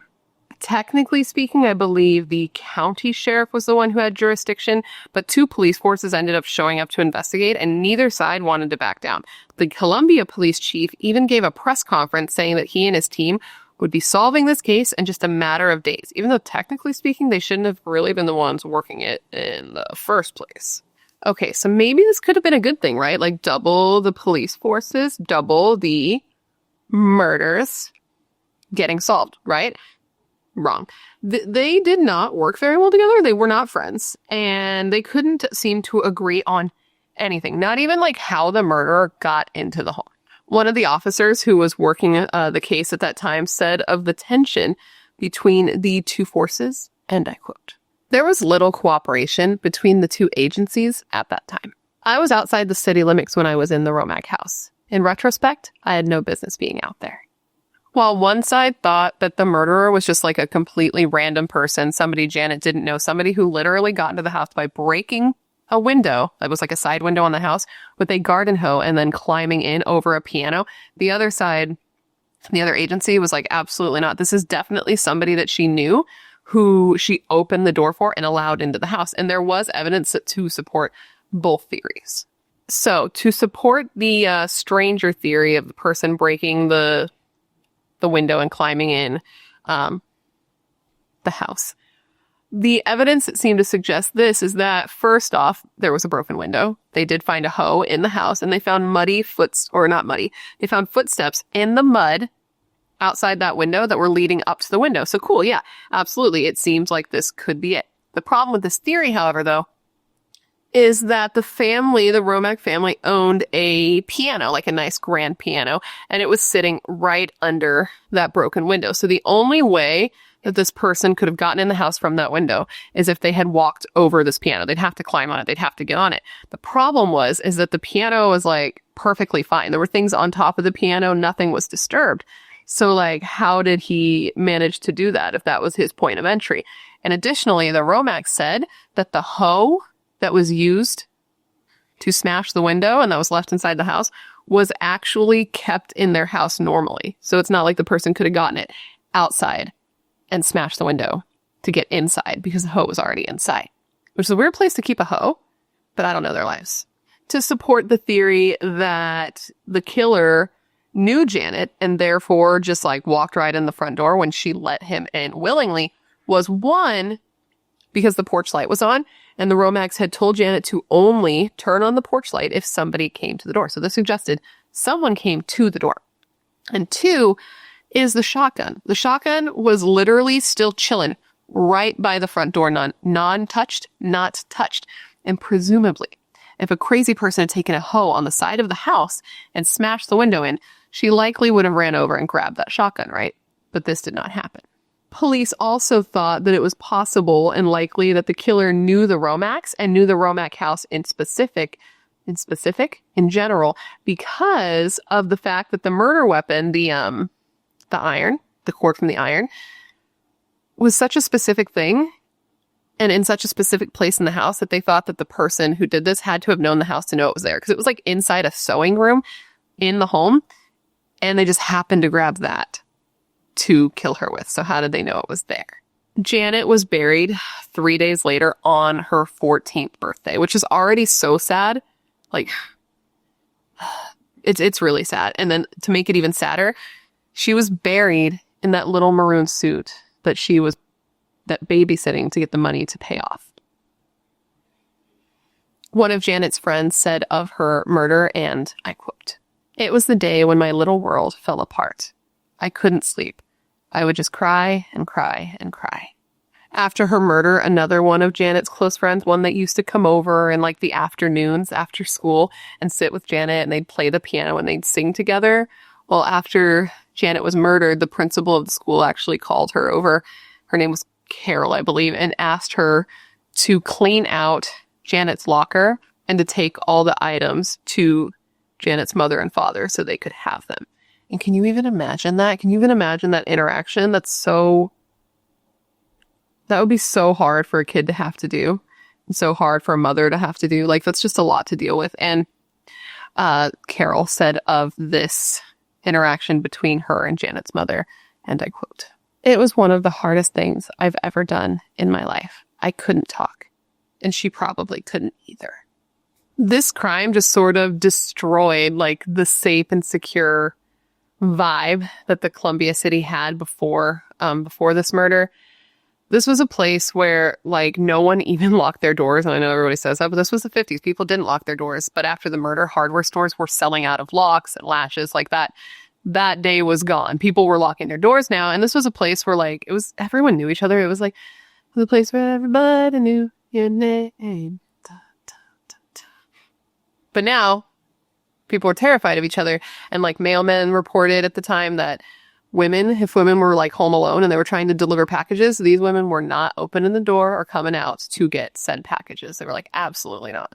And then it's Saturday night. You want a babysitter? You're wanting to go out?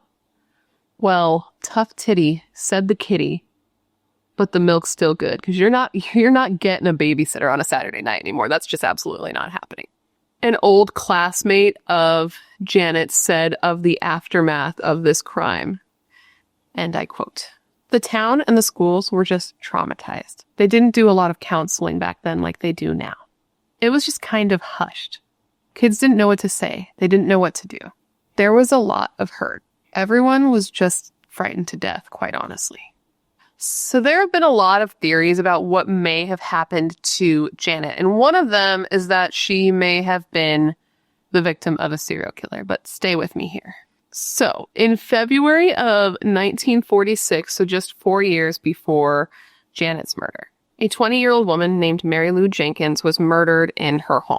It was a dark and stormy night, just like the night Janett was killed, and Mary Lou, like Janett, was home alone. Her mother was actually just in a neighboring home so close that she could actually see into her own home window. When her mother arrived home the next morning, she found her daughter dead on the living room floor, and she was in bad shape. She had clearly been in a struggle, and as a result, some of her fingernails had been broken off. She had clearly been raped, and she, just like Janett, had been strangled with a cord, but hers was from a nearby lamp. This happened literally only 2 blocks away from where Janett would be murdered 4 years later. The issue here is that by the time Janett was murdered, somebody had already been arrested, convicted, and executed for Mary Lou Jenkins' murder. And this was a man named Floyd Cochran, a 34-year-old man named Floyd Cochran. So 3 weeks after Mary Lou was killed, her case was still not solved, and police got their first big break when Floyd Cochran murdered his wife, May Ann, I believe was her name, by shooting her, I believe, in the head with a shotgun. And then he tried to then end his own life afterwards. So though murdering your wife with a shotgun and raping and strangling and killing a young woman in the home are very different, the reason they suspected him of potentially being involved in Mary Lou's case is because he did have a connection to Mary Lou and her family. He was a trash man. That was his profession. And he often picked up trash from Mary Lou's family's home. He did odd jobs for their family whenever they needed it. And he had been around like for years and years. So he was very familiar with Mary Lou as a person. And police were thinking that if he could be this violent to do this thing to his own wife, why not also do what was done to Mary Lou? That was their mindset. So police brought him in and they interrogated this guy for hours. And finally, he admitted it. He confessed to killing Mary Lou and he was arrested and he was put on trial. But at his trial, he confessed still to murdering his wife. He said he did that. That for sure happened. But he said that he didn't kill Mary Lou. And he said that his confession was coerced and he was railroaded and basically framed for the murder. He was even given an alibi for the night of Mary Lou's murder. But in the end, he was found guilty and he was executed for this crime. And, you know, if he did do it, if he killed Mary Lou, then, you know, obviously it had nothing to do with Janett's murder and all the similarities. And there's a lot of similarities. And all of those were just clearly a coincidence because he couldn't have killed Janett as well because he was already dead at this point. But if his confession was coerced and he isn't the one who killed Mary Lou, could this have been the same person who killed these two women just years apart in the same crazy way? That's the question here. Is there a serial killer here? I don't know. Please tell me what you think, because I just don't know where I land on this at all. Though police did toy with many different suspects being responsible for the murder of Janett Christman, they did finally land on one main suspect, and this was a man named Robert Mueller. Robert Mueller was a 27-year-old husband and father of two who sometimes employed Janett to babysit for his two children. He had once been a captain of the Army Air Corps, but was now a tailor and worked for a restaurant his father owned part-time.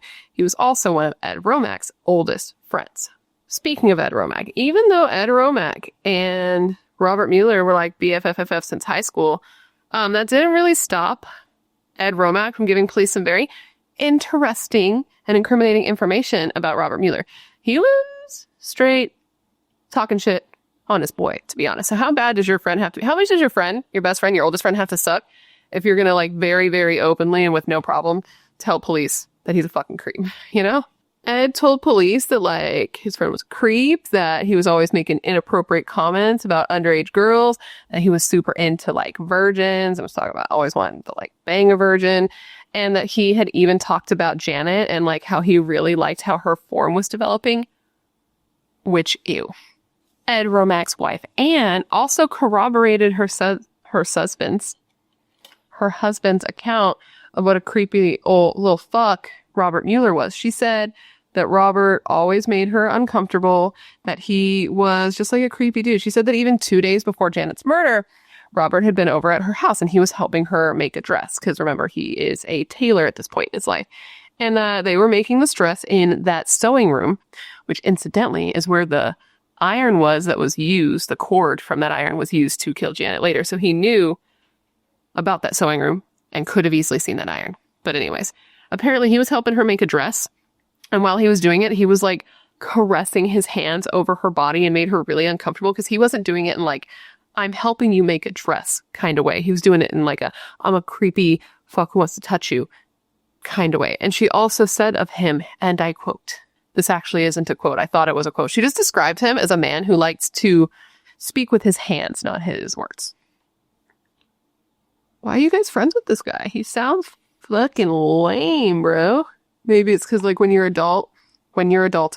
an adult and you have children, you just kind of got to be friends with whoever else has kids. Is this what my life is now? I have to hang out with weird losers. I already hang out with some weird losers, am I right? None of my friends watch this. None of them are going to see that I'm roasting them, but they're, we're a group of weird losers in my circle of friends. Also, it was found during the investigation that Robert Mueller was very aware that Janett was going to be alone at the Romack house that night. Because here's what had happened. Apparently, Robert Mueller and his wife were actually a couple of the friends who were going to be going to that card game party at the restaurant that the Romacks went to the night that Janett was murdered. They were all going together because they were all homies. So the morning of the murder, Robert Mueller actually phoned Janett and was like, yo, babysitter, do you want to come babysit? Because that's what you do as a babysitter. And she's like, sorry. Hate to break it to you. I'm busy. I'm already going to be babysitting that night. I'm going to be staying at the Romacks. So he knew she was going to be there and would be alone because she was babysitting. You might be thinking, well, if he was at that party with the Romacks, then he clearly has a pretty good alibi for not being the one who killed Janett. And, that makes a lot of sense, except for the fact that it doesn't. Let me explain. When police were investigating Robert Mueller, they spoke to people who had been at that dinner card party. And this is when they learned that Robert had actually disappeared from the party for a while that night. He told his party guests, his party friends, because I don't think he was hosting, that he had to run home because he had to meet a doctor who was going to be caring for one of his children. And he was gone for a couple of hours, I think 2 hours. And then police were like, okay, this will be easy enough to fact check. Let's go talk to the doctor. So they go and they talk to the doctor, and the doctor's like, I don't know what the fuck he's talking about. I was not there that night. Robbie,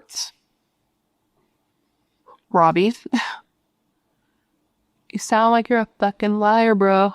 On top of that, the day after Janett was murdered, Robert Mueller called his old buddy, his closest friend, Ed Romack, to see how he was doing, how he was dealing with the trauma of having a child raped and murdered in his home. And while on this call, he asked Ed, like, so would you like me to come over, dear friend?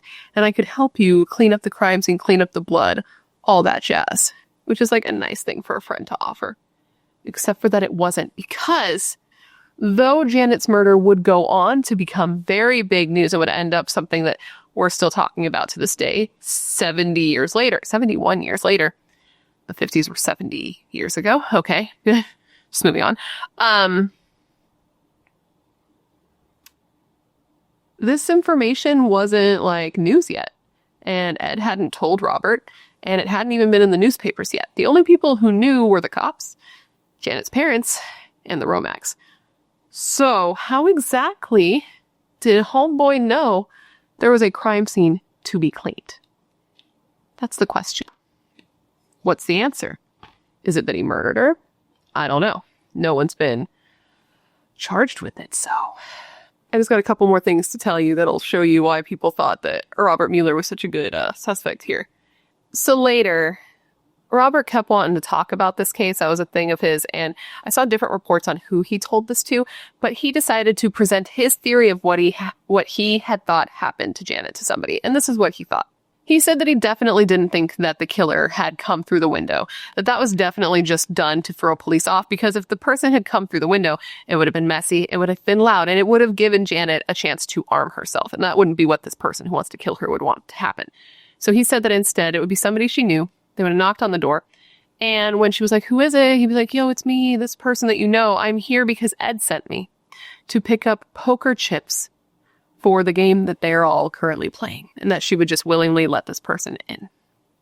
Now, the last thing that we're going to talk about that made police think that Robert could be a good suspect is a bit of information that might seem random, and that's that Robert used to always carry a mechanical pencil in like the front pocket of his little shirt, like a fucking nerd. And I'm not saying everyone who has like little pockets and puts things in it is a nerd, but if he murdered this child, He's a fucking nerd. Murderers are fucking nerds. Anyways, the reason this is important is because if you remember in the beginning, I mentioned that Janett had puncture wounds, little round puncture wounds on her head when her body was found. Now, police thought that it was very likely that these wounds could have been caused by that mechanical pencil. So they really wanted to test it. So what they wanted to do was arrest him, and they wanted to arrest him at a time that they were sure the mechanical pencil would be on his person so that they could test it. On May 4th, 1950, this plan was put into action. Police asked Ed Romack, Robert Mueller's BFFFF, to call him up and invite him over to play a game of cards because they knew that Robert was known to always grab his little mechanical pencil on his way to play cards, like a nerd, so that he could keep score. Police then set up outside Robert's home and waited for him to leave. And as soon as he got in his car, they swooped in and arrested him real quick. Well, sort of arrested him. What they actually did is they took him with them and took him out to this farm out in the middle of nowhere past the city limits, which is super sketch if I do say so myself. But don't worry, they brought an attorney with them to be present as a witness to make sure everything was on the up and up. So everything's fine here. Nothing to look at. They then interrogated him for hours, and they told him, yo, bro, we know you're a creep. Your friends have been telling us all about you. Ev Romack, he said A, B, and C about you. What do you have to say for yourself? And Robert didn't deny any of it. He never made an official confession. They literally questioned him all night until the sun came up, and he never formally confessed. He did say some weird little comments that could be taken as weird and incriminating, but they weren't confessions, so it's not like they could arrest him for it. But he would say weird things like, I don't know, maybe I did it and I forgot about it, because sometimes I just do things and forget them. Same here, bro. I super forgetful. I get it. That's super hard. It's hard to live your life as a forgetful little person. But nah, dog. I can say with certainty, even though I do forget things sometimes, that I have never raped and murdered a child. I feel like if I had, I'd remember it. I feel like if you did, you'd remember it. It's a weird thing to say. So that morning, after being interrogated all night into the morning, they took him and they gave him a lie detector test, actually. So that morning, after interrogating him all night, for all those hours, they took him and they gave him a lie detector test. And to everyone's surprise, he actually did pass this. So police are like, what are we going to do? He passed the lie detector test. We have no physical evidence. He made no admissions, though he made incriminating statements, and they let him go. They do, however, keep his mechanical pencil because they're like, we can do some tests on this. And they did do some tests on that, and it was found that the puncture wounds on Janett's skull were consistent with the shape of the mechanical pencil.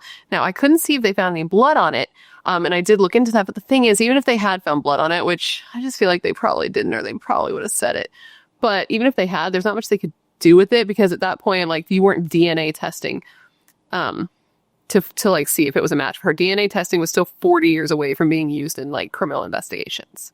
But now I'm wondering if they still have this pencil in an evidence locker somewhere, because man, if we could pull it out now, we could maybe get some DNA off of it. It could happen. But I don't know. I haven't seen anything about it, so now I'm wondering if they just don't have it.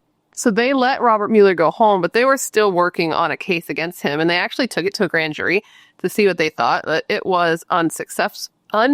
They didn't think that they had enough evidence, and plus the police forces couldn't agree on anything. They couldn't even agree on how the murder took place. What ended up happening is the judge actually straight up reprimanded them for not working together and essentially being little baby back bitches about the whole situation. The jury report after the hearing said, and I quote, "In the opinion of the grand jurors, much of the effort expended has been wasted and dissipated because of the failure to correlate the information available."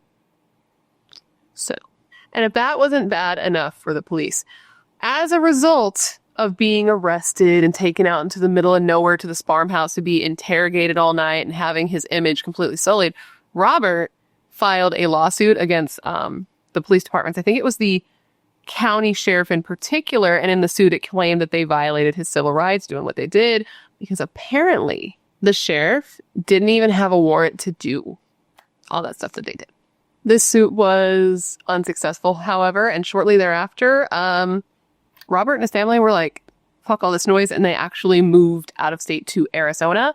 And he died at the age, I believe, of 83 and never served any time for Janett's murder.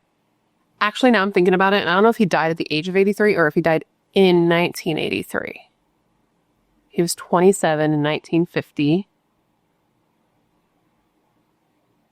It doesn't matter because he's a nerd and he's dead. So the Muellers weren't the only family to move out of the area shortly after all this happened. The Romacks actually did as well. They couldn't deal with like living in the house where a fucking child was murdered so brutally. I can't even imagine. Can you imagine like walking around town? You'd always run into somebody who just wanted to like talk about it. You could never escape it. So they did eventually up and move, and they went to Idaho.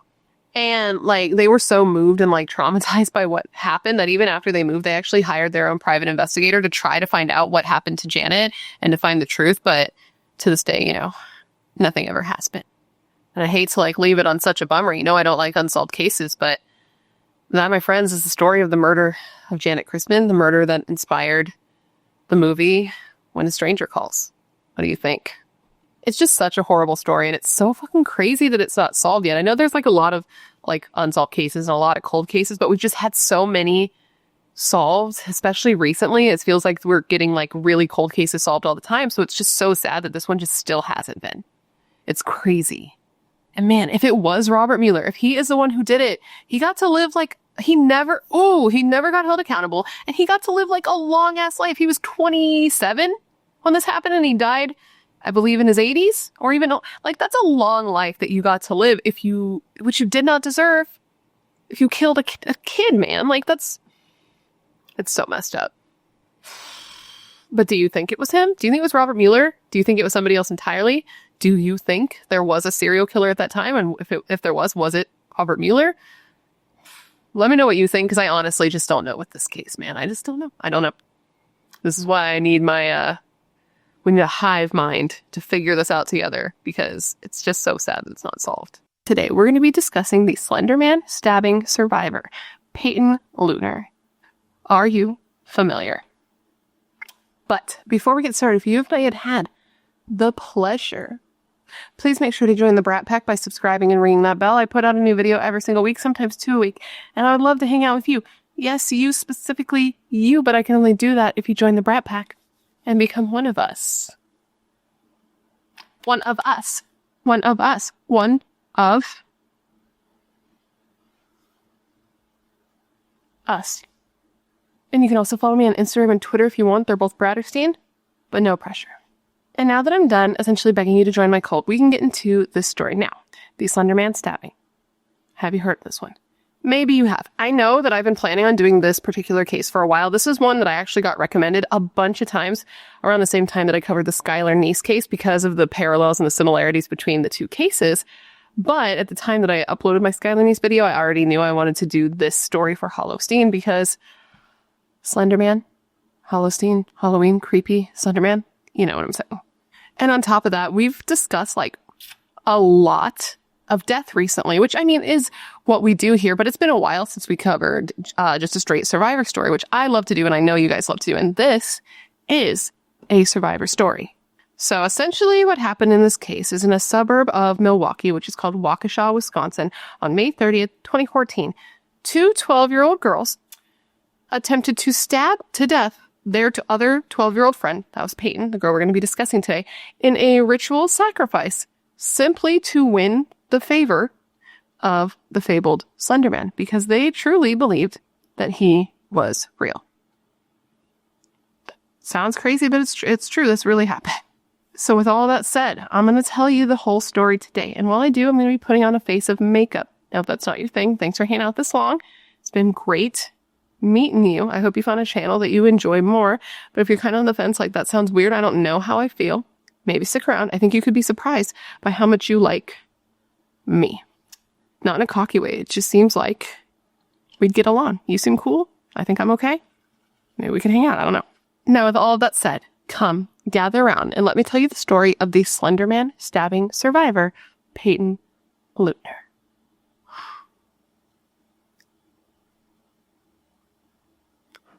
Okay, so I guess the first thing we should do here is kind of talk about who Slender Man was, in case you don't know, or give you just a recap in case you have heard of him.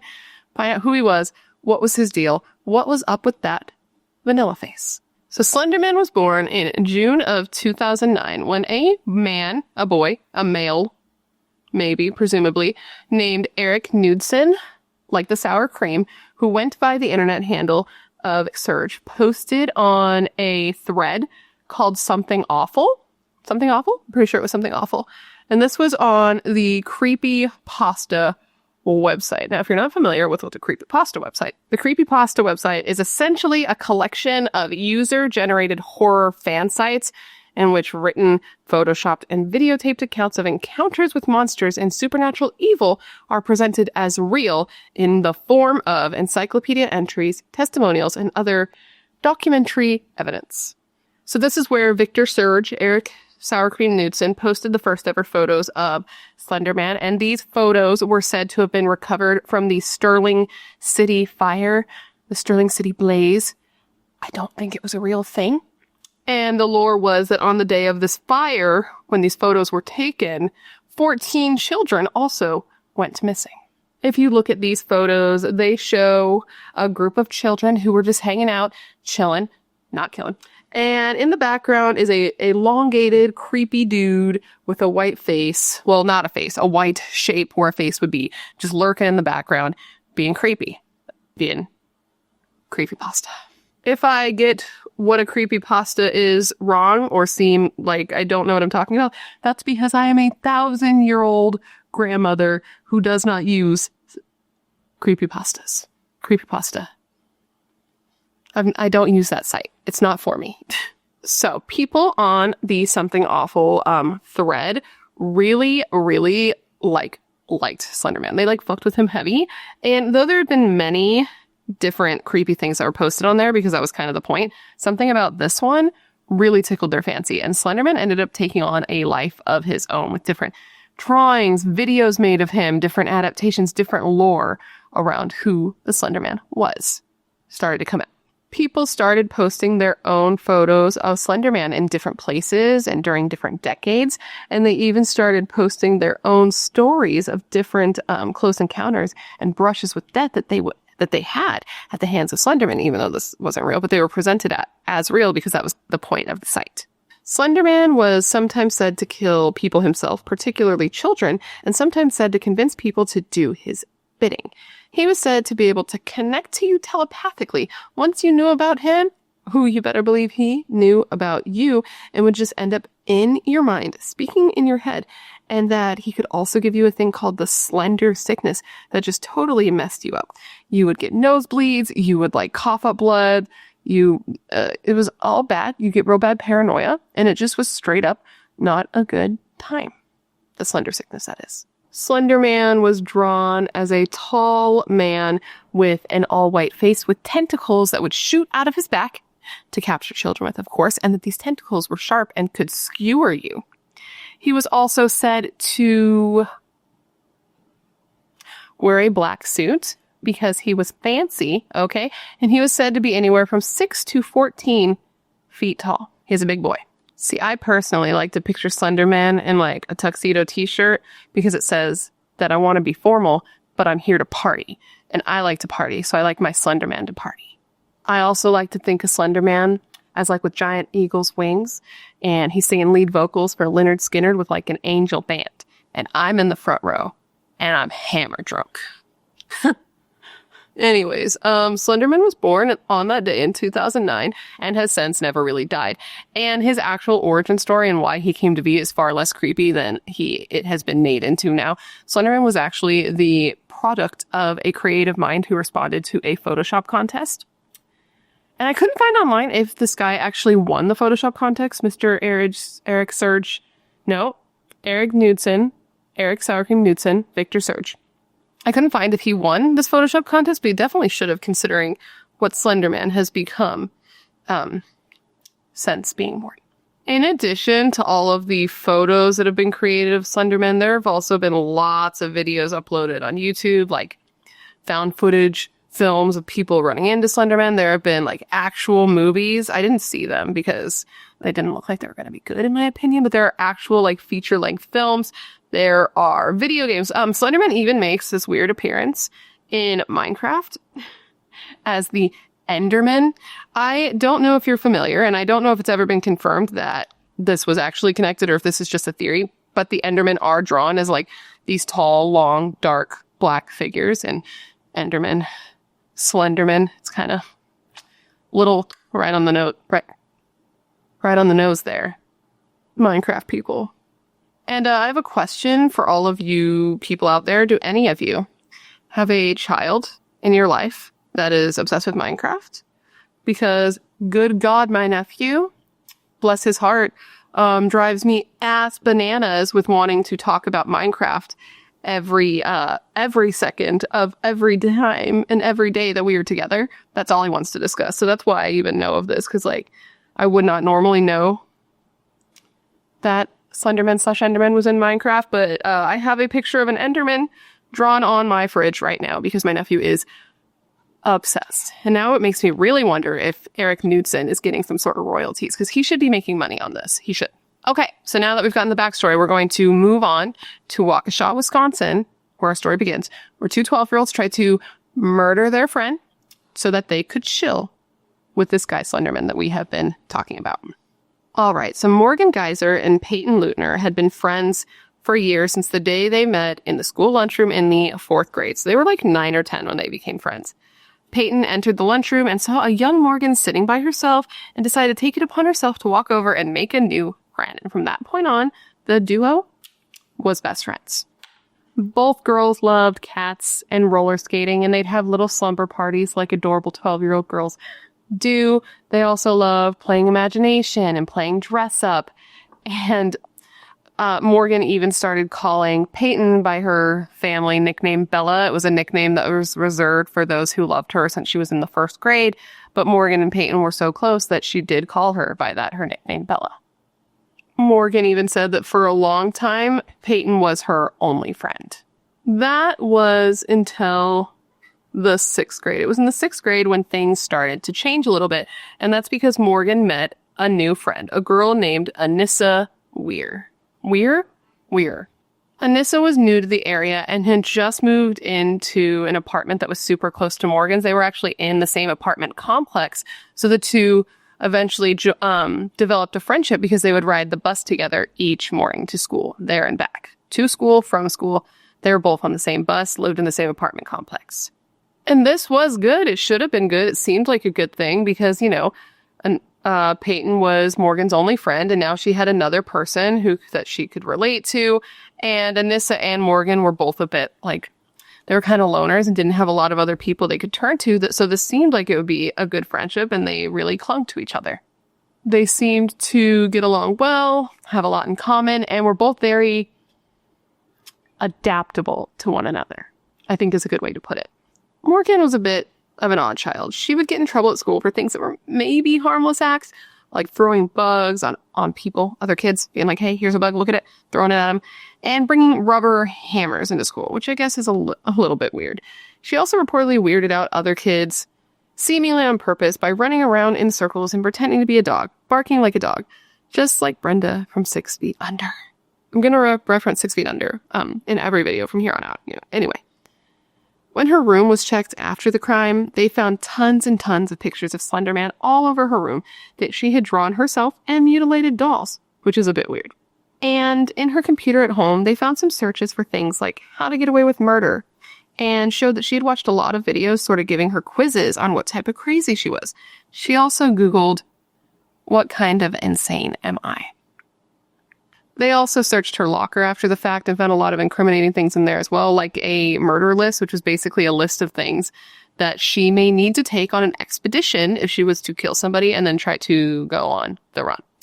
But it's weird because prior to this, there really wasn't a lot of red flags for people. She did well in school. She kept her grades up. She was social. She wasn't like pulling away or being super weird. So there wasn't a lot to go on prior to the crime to make people worry that this crime could even be a possibility. She was just like a creepy, odd artist, which normally you'd want to nurture, but maybe not here. Anissa was different than Morgan in that she was a seemingly normal kid, maybe a bit meek, a little nerdy, but fiercely defensive and protective of her friend Morgan. It was her only friend, so she'd go in hard for her a lot. since a lot of kids thought she was weird. She had gone to a different elementary school than the other girls and had recently moved to the area and transferred to their school after her parents had gotten a divorce. When she came to the school, however, she wasn't immediately comfortable and didn't immediately make friends. She wasn't that kid that people were going to go up to and try to make friends with, and she didn't go out of her way to make friends either. She sort of kept to herself and even spent the first several months mostly by herself, no one to hang out with in between periods or to eat lunch with. That was until the day, of course, when Morgan came up to her on the school bus, sat down next to her, and developed a friendship. It's very similar to how her and Payton became friends, only it was Payton who was the initiator. And from that point on, the two were very, very close. As Morgan and Anissa became closer friends, due to necessity, Anissa and Payton became friends as well, though Payton would say that she wasn't, like, super crazy about Anissa. And here's the problem. We're going to talk about the problem. I've said the problem. I've said it once. I've said it twice. I'll say it 1,000 times. Groups of 3 girls never end up going well. From my own personal experience, I've been here and I've done that. It's never gotten to the point that our stories have gotten to, thank the Lord. But, you know, it just always ends up being not a great situation. Now, as I'm sure you can imagine, I'm sure you can deduce based on what I have been saying, as the 3 started to hang out, Morgan and Anissa got closer and closer. They even ended up giving each other little nicknames. Anissa was Scorpion and Morgan was Kitty, and the two just bonded over and over continuously on their shared interests, like Slender Man and Creepypasta, the site in general, and as a result, Payton, who had been Morgan's best friend forever, started to feel pushed aside and left out. And the other 2 girls didn't exactly go out of their way to make sure that Payton felt good about it. And I don't know if these 2 girls, were trying to be dicks specifically, or if they were just like 12 and 12-year-olds are just naturally dicks. But like, okay, I said that they were really into Slender Man. They found Slender Man online. They found the Creepypasta site and they were all about it. They're like, oh my God, Slender Man. That's my boy. That's my homie. Pour out one for Slender Man. Whatever. Well, Payton wasn't into it. Payton was like, nah, dog. That's really weird. I don't really want to like look into this. I don't want to be part of this. And she let them know that, like, it wasn't really her thing. It freaked her out. She didn't like it.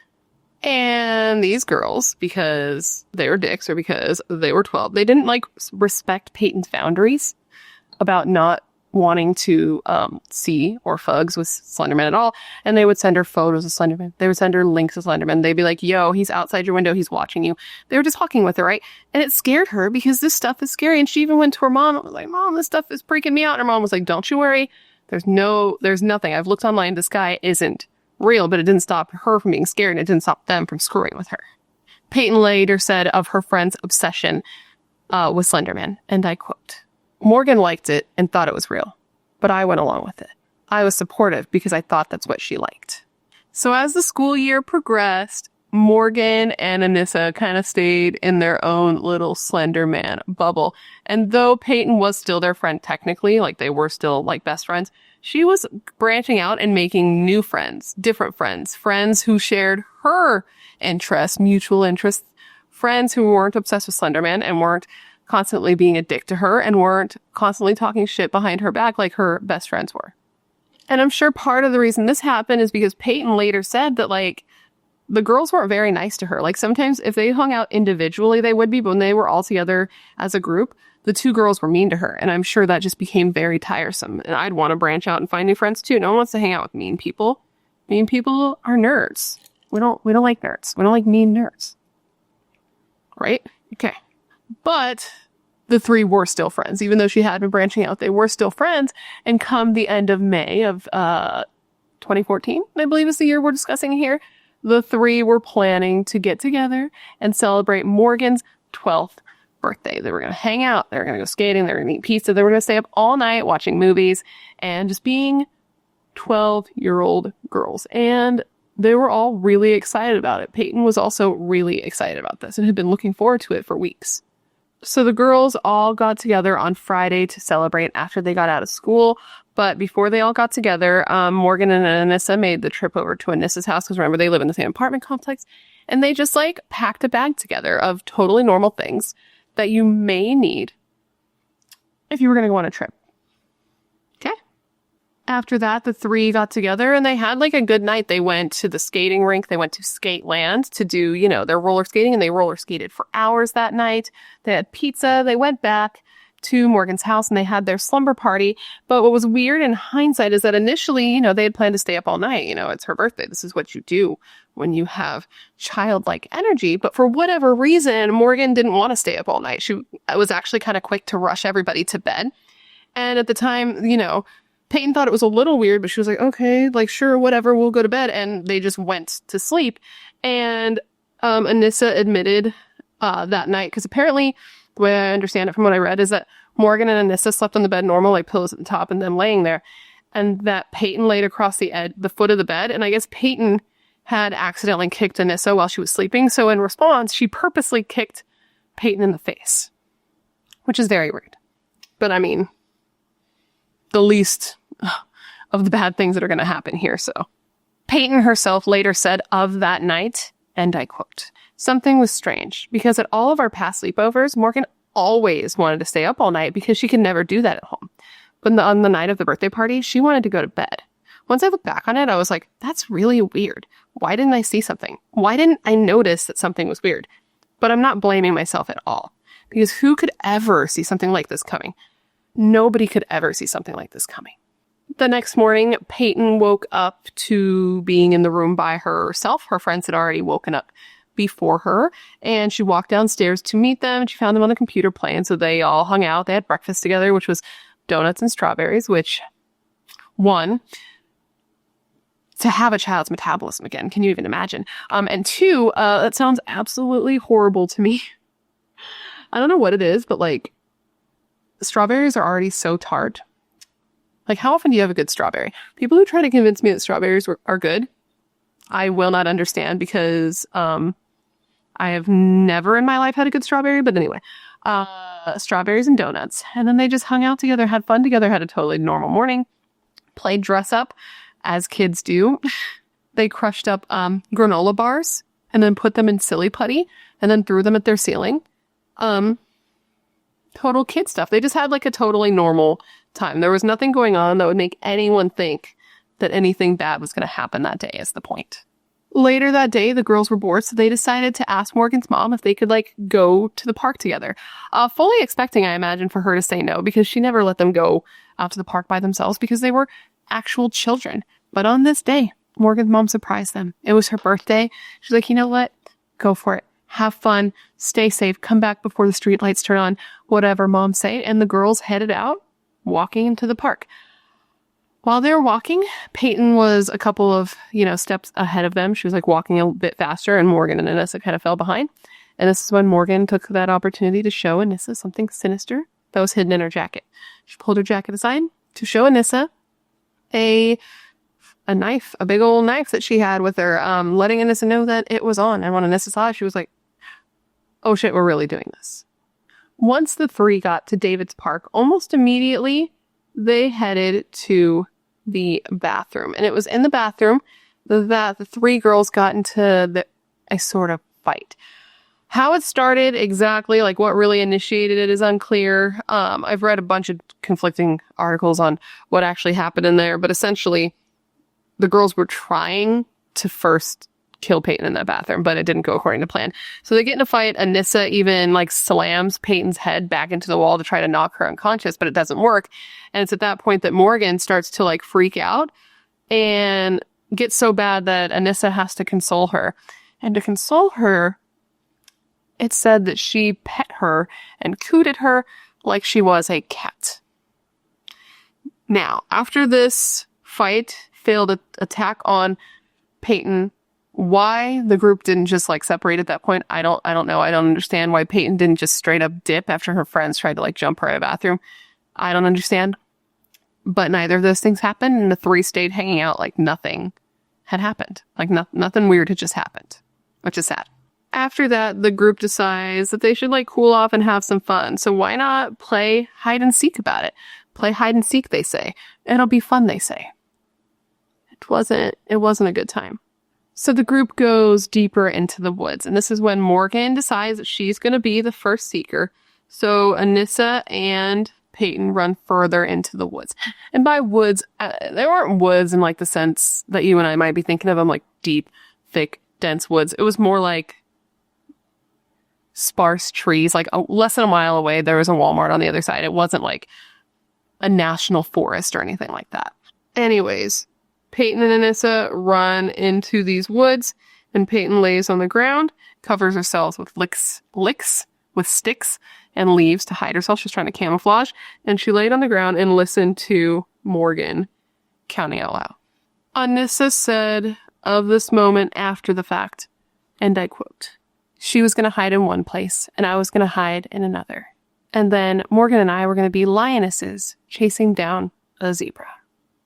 Morgan handed me the knife and said, "I can't do it. You know where all the soft spots are." And then I gave it back to her and said, "You do it. Go ballistic. Go crazy. Make sure she's down." The counting stopped, and within moments, Payton looked up to find her best friend Morgan standing above her, holding a knife. And in the background, she heard Anissa egging Morgan on. Morgan then said to Payton, and I quote, "Don't be afraid. I'm only a little kitty cat." She then straddled Payton, said, "I'm so sorry," and went off, stabbing her over and over and over, while Anissa stood right next to her. Morgan stabbed Payton 19 times. Morgan stabbed her in her chest, her abdomen, her arm, her leg, and then just stopped and stood there and stared at her on the ground. Payton at one point tried to get up, even though she couldn't see, and tried to head towards the road, and Anissa stopped her, turned her back away from the road, and told her to just lay down, that she would bleed out slower if she just laid down, and told her not to worry, that they were going to go and get some help. The last thing Payton said to these girls was, "I trusted you. I hate you. I can't see," before they left her there to bleed out and die alone. Fortunately for Payton and for, this whole situation in general, Payton was a smart girl, and she had the presence of mind to know that these girls were not going to get her help. They weren't coming back. They were leaving her there to die by herself. So she used all the strength she had. How she had any, I will not understand. And even though she had been stabbed everywhere and couldn't see, she somehow motivated herself to get up, hold on to some trees to find her way, and make her way to the road. And man, she'd happened to make it to the road at the most absolute perfect time, because shortly after she made it there, a man named Greg rode by on his bicycle and was able to find her and help her. And what's really crazy is I read in a report that this guy Greg wasn't even supposed to be there, because when he was going on his ride, the road that he ended up going on was chained off, so you couldn't go down it at that time. And he kind of looked at it and was like, "Well, fuck that, I'm going anyway." And if he hadn't, can you even imagine? We'd be telling a different story today, which would be really, really sad. So he called police and he reported what he found. He told police that he had found a 12-year-old female that appeared to have been stabbed, that she was taking shallow breaths and couldn't see. He said that she was just laying there on the grass, but remaining conscious. It's just upsetting, because she was such a little kid, dude. 12 is so young. She was literally wearing little yellow pants and this white shirt with a heart on it that said love and hope and dream. And those tiny little kid clothes were covered in blood. So when police arrived, they found Payton laying on the ground, and one of the officers said of this moment of finding Payton, and I quote, "As I got closer, I started to see a little bit more blood. And the closer I got, the more blood I saw." Payton, as I'm sure you can imagine, was taken in for emergency surgery, but before she went under, she was able to tell police exactly who had attacked her, exactly who had tried to murder her, and that was her two 12-year-old friends, Morgan and Anissa. So Payton was in surgery, and the police were out looking for these two tiny little attempted murderers. Well, at the time, they could have ended up murderers. They didn't know if Payton was going to make it. They were like, I don't know. Doesn't look good. Check back later. But so they were out looking for these girls. That day, police arrived at Payton's mother and father's home to inform them that their daughter had been attacked, had been stabbed, was in the hospital, and the two other girls were missing. That was when they learned that Payton had been stabbed in several of her organs, including her heart, and that the stab to her heart was only a millimeter away from being fatal. It did not take police long, however, to find these girls. They had tried to make it to Slender Man's castle because apparently he has one of those, and they had packed a bag, remember, at Anissa's for this trip that they were going to take because they anticipated it being a real trek because they were children, and they thought that they could make it to this place on foot. What they actually ended up doing is walking to that Walmart, the one that was on the other side of the forest, and cleaning themselves up a bit before just walking around for hours before being picked up by police on the side of a freeway. When they were picked up, they both had blood all over their clothes, and inside their bag was the knife used to stab Payton, along with other various items they would need for their hike to Slender Man's castle. Anissa said of the time after the attempted murder and the trek to Slender Man's castle, and I quote, "I had a total nervous breakdown and blamed Morgan for everything. I said, you stabbed her. You wanted to do this." Morgan is not one to cry very often, but finally, she just let go and just started crying. So police bring them in and talk to them, and this is when they first learn just all the crazy details of this case, like the fact that these two 12-year-old girls had been planning to kill Payton for months prior to the attack. 6 months prior to the attack, they had been planning it all that time, and they had been talking about it constantly. They found that the girls had been emailing each other back and forth for months, talking about all their plans, all their details, everything they were going to do. And they even found that the girls had used code words in the email so that if they were ever to be found, people wouldn't know what they were talking about. They used the word cracker for knife, I believe, and itch for killing. The girls' initial plan was actually to kill Payton at the slumber party. They were going to kill her while she slept, so it would be easy and it would be quick and there wouldn't be much of a fight. Which is why Morgan was so quick for them to all go to bed that night. Remember? Payton thought it was weird that she just wanted to go to bed so quickly. Well, this is why, because they were going to kill her once she fell asleep. Anissa said of this, and I quote, "From what I've read, it's easier to kill people if they're either asleep or unconscious, because if you look in their eyes, you can see yourself, and you don't want to be killing yourself." She's 12. They plan to kill her in Morgan's house, to leave her there after trying to hide her a little bit, and then heading off into the night towards Slender Man's castle, knowing that they'd have several hours of a head start before anyone even knew that Payton was dead. The second attempt, as I said, was in that bathroom at the park. They thought that this would be the perfect place to kill Payton because there was a drain in the bathroom floor that could catch all the blood. That's why when they were in there, they slammed her head into the wall because they wanted to try to knock her unconscious because it's easier to kill people that way. But again, that plan failed as well. Then the two went on to plan number 3, which is the one we discussed today, which is killing her or trying to kill her in the park. And Morgan thought that this went great. She said of trying to kill her best friend, and I quote, "People who trust you become very gullible. It's sort of sad." When asked how it felt for her to stab her friend, she said of this, and I quote, "I didn't feel anything. It just felt like air. It was just like stabby, stab, stab, stab." She was doing this shit in the air. She also said after the fact, "I'm in here because we were careless. I knew this would happen. I knew we'd get in trouble." When asked why they did what they did, Anissa said it was to impress Slender Man, to be in his good favor or his good graces or whatever. And they thought in order to do that, you had to kill someone who was very important to you, like your best friend. And then he would just accept you with open arms. And once they were going to arrive at his castle, he was going to let them live there and make them into mini monsters just like he was. The mansion that they were headed to was situated in a place called Nicollet State Park that was about an hour from their home. And they were just going to show up at his doorstep, knock, and be like, "What's up? This is what we did." And then he could look into their minds telepathically and see that it was true and then accept them in and never hurt them or their family. And everything was going to be just A+. Everything was going to be coming up Millhouse. Anissa told police that it was Morgan who did all the stabbing, which turned out to be true because Payton lived to tell the tale and could corroborate this. But Morgan actually tried to throw her friend Anissa under the bus right away, saying that Anissa had also taken part in the stabbing, that she had actually started the stabbing, and that she had forced Morgan to do so as well. When the detective asked Morgan why they took Payton to the woods that day, she said, and I quote, "Because we knew what we had to do. We led her there and tricked her. The last thing she said to me was, I trusted you. Then she said, I hate you. Morgan said also of the stabbing, and I quote, I didn't want to make Anissa mad. It's hard enough to make friends. I don't want to lose someone over something like this. Well, you've just lost Payton over, you lost your whole life over something like this, but okay.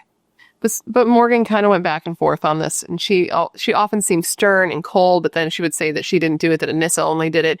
But the detectives who were questioning her noticed clear signs of deception. They knew she was lying. The interrogator would ask her, you know how when you're being questioned, you may not know this, when you're being questioned or somebody's being questioned, they'll ask you the same question over and over, but in different ways, and have you tell your story over and over so they can get any inconsistencies, things like this. Well, they were doing that with Morgan, and it's like she caught on, and she said to them, and I quote, are you trying to do this over and over again to see if I tell the story differently? And she followed this up with, I have the right to not go into detail if I don't want to.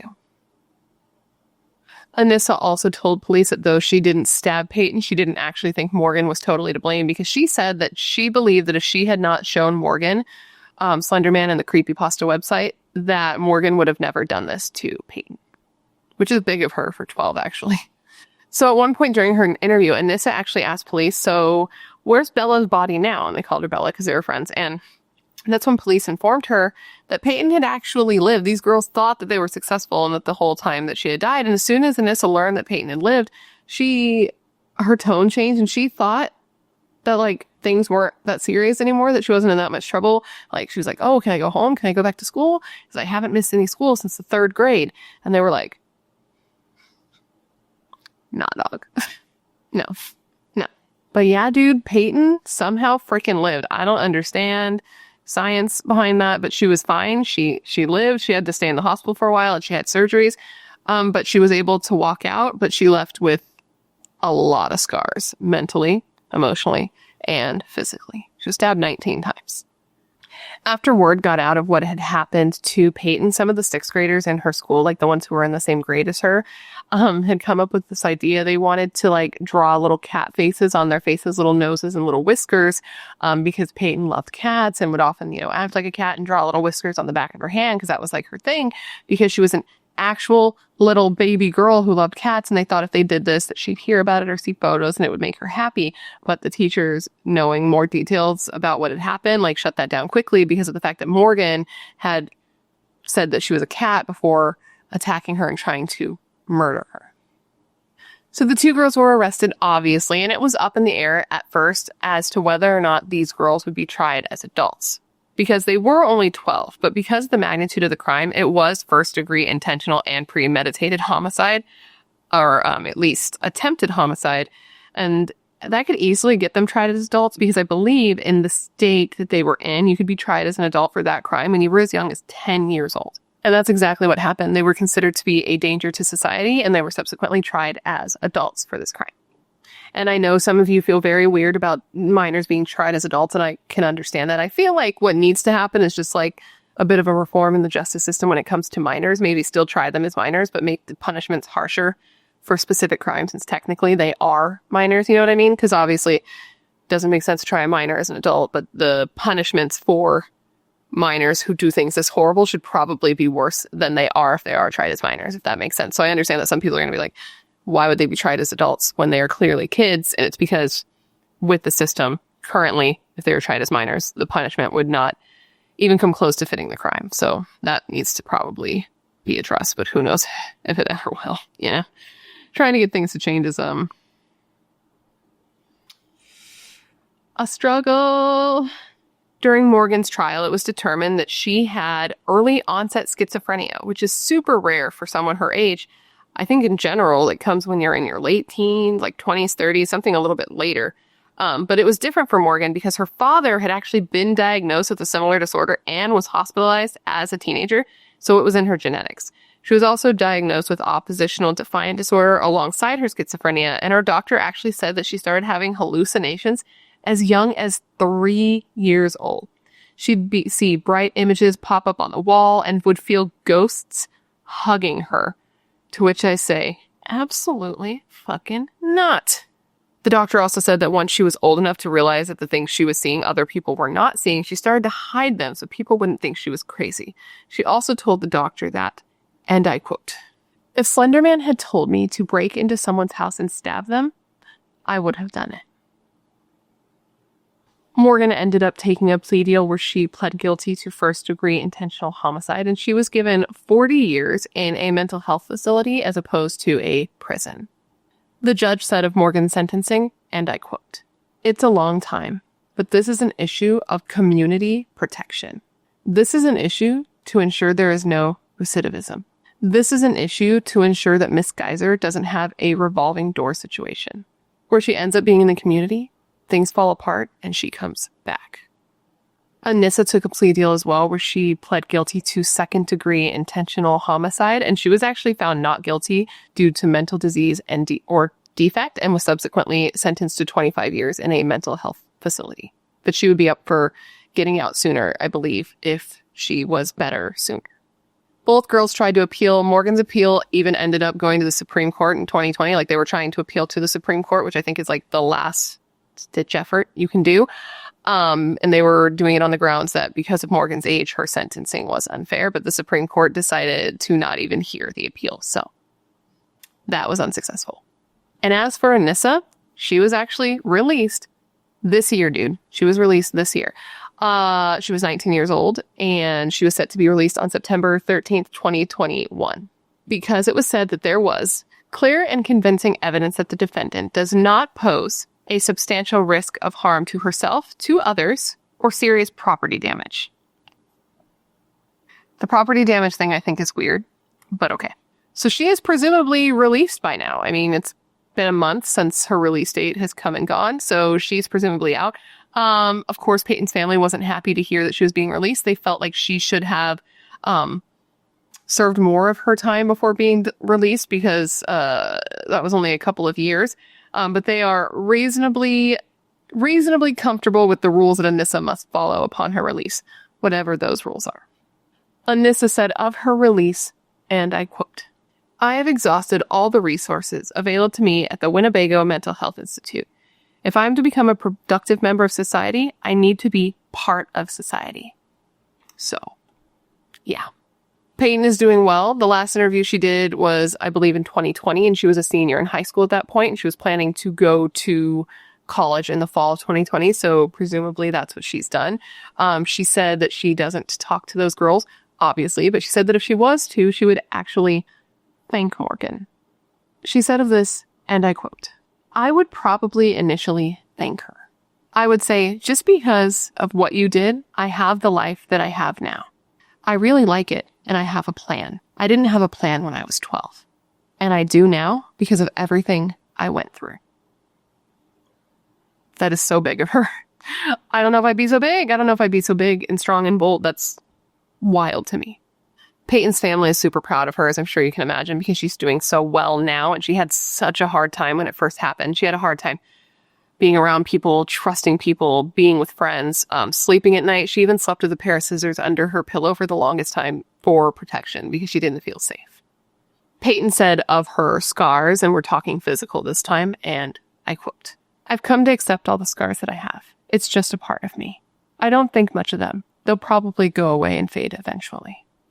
And that, my friends, is the story of the Slender Man stabbing survivor, Payton Leutner.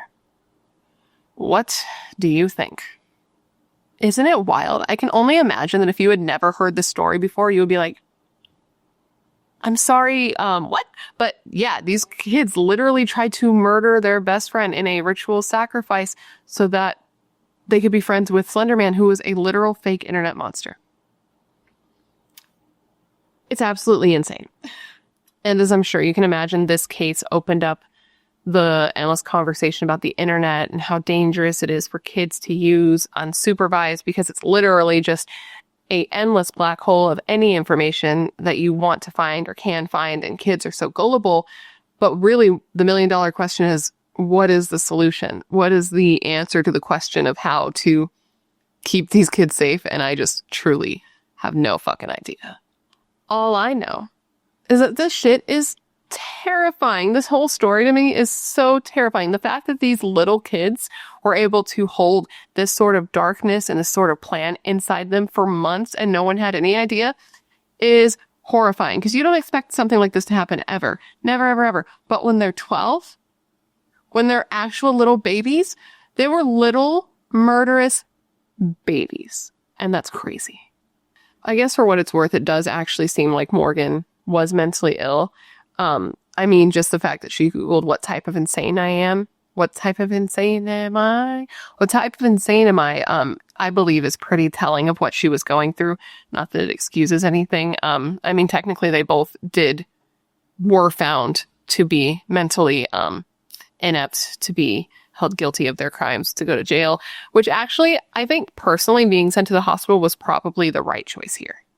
Just simply because if these kids who are this young do something like this because they are mentally ill, they need to go to a hospital as opposed to a jail, because they're not going to get the help they need in jail. You know what I mean? Mentally ill people do not get the help they need in jail.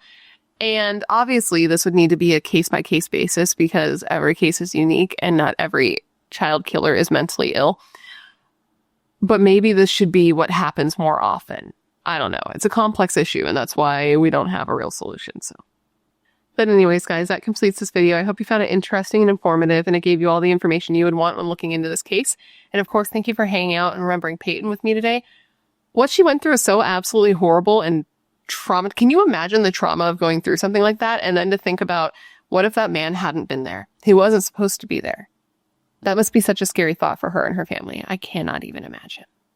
Please let me know of what cases you would like to see me cover next. As you know, I have a very long list of cases I would like to cover. I was going to say both Holocene and morbid makeup, but sadly Holocene is over. So to send me your requests for morbid makeup videos or for Holocene videos for next year, because I love hearing your suggestions for cases, because I know you're filled with good taste and good ideas. Otherwise, you would not be here.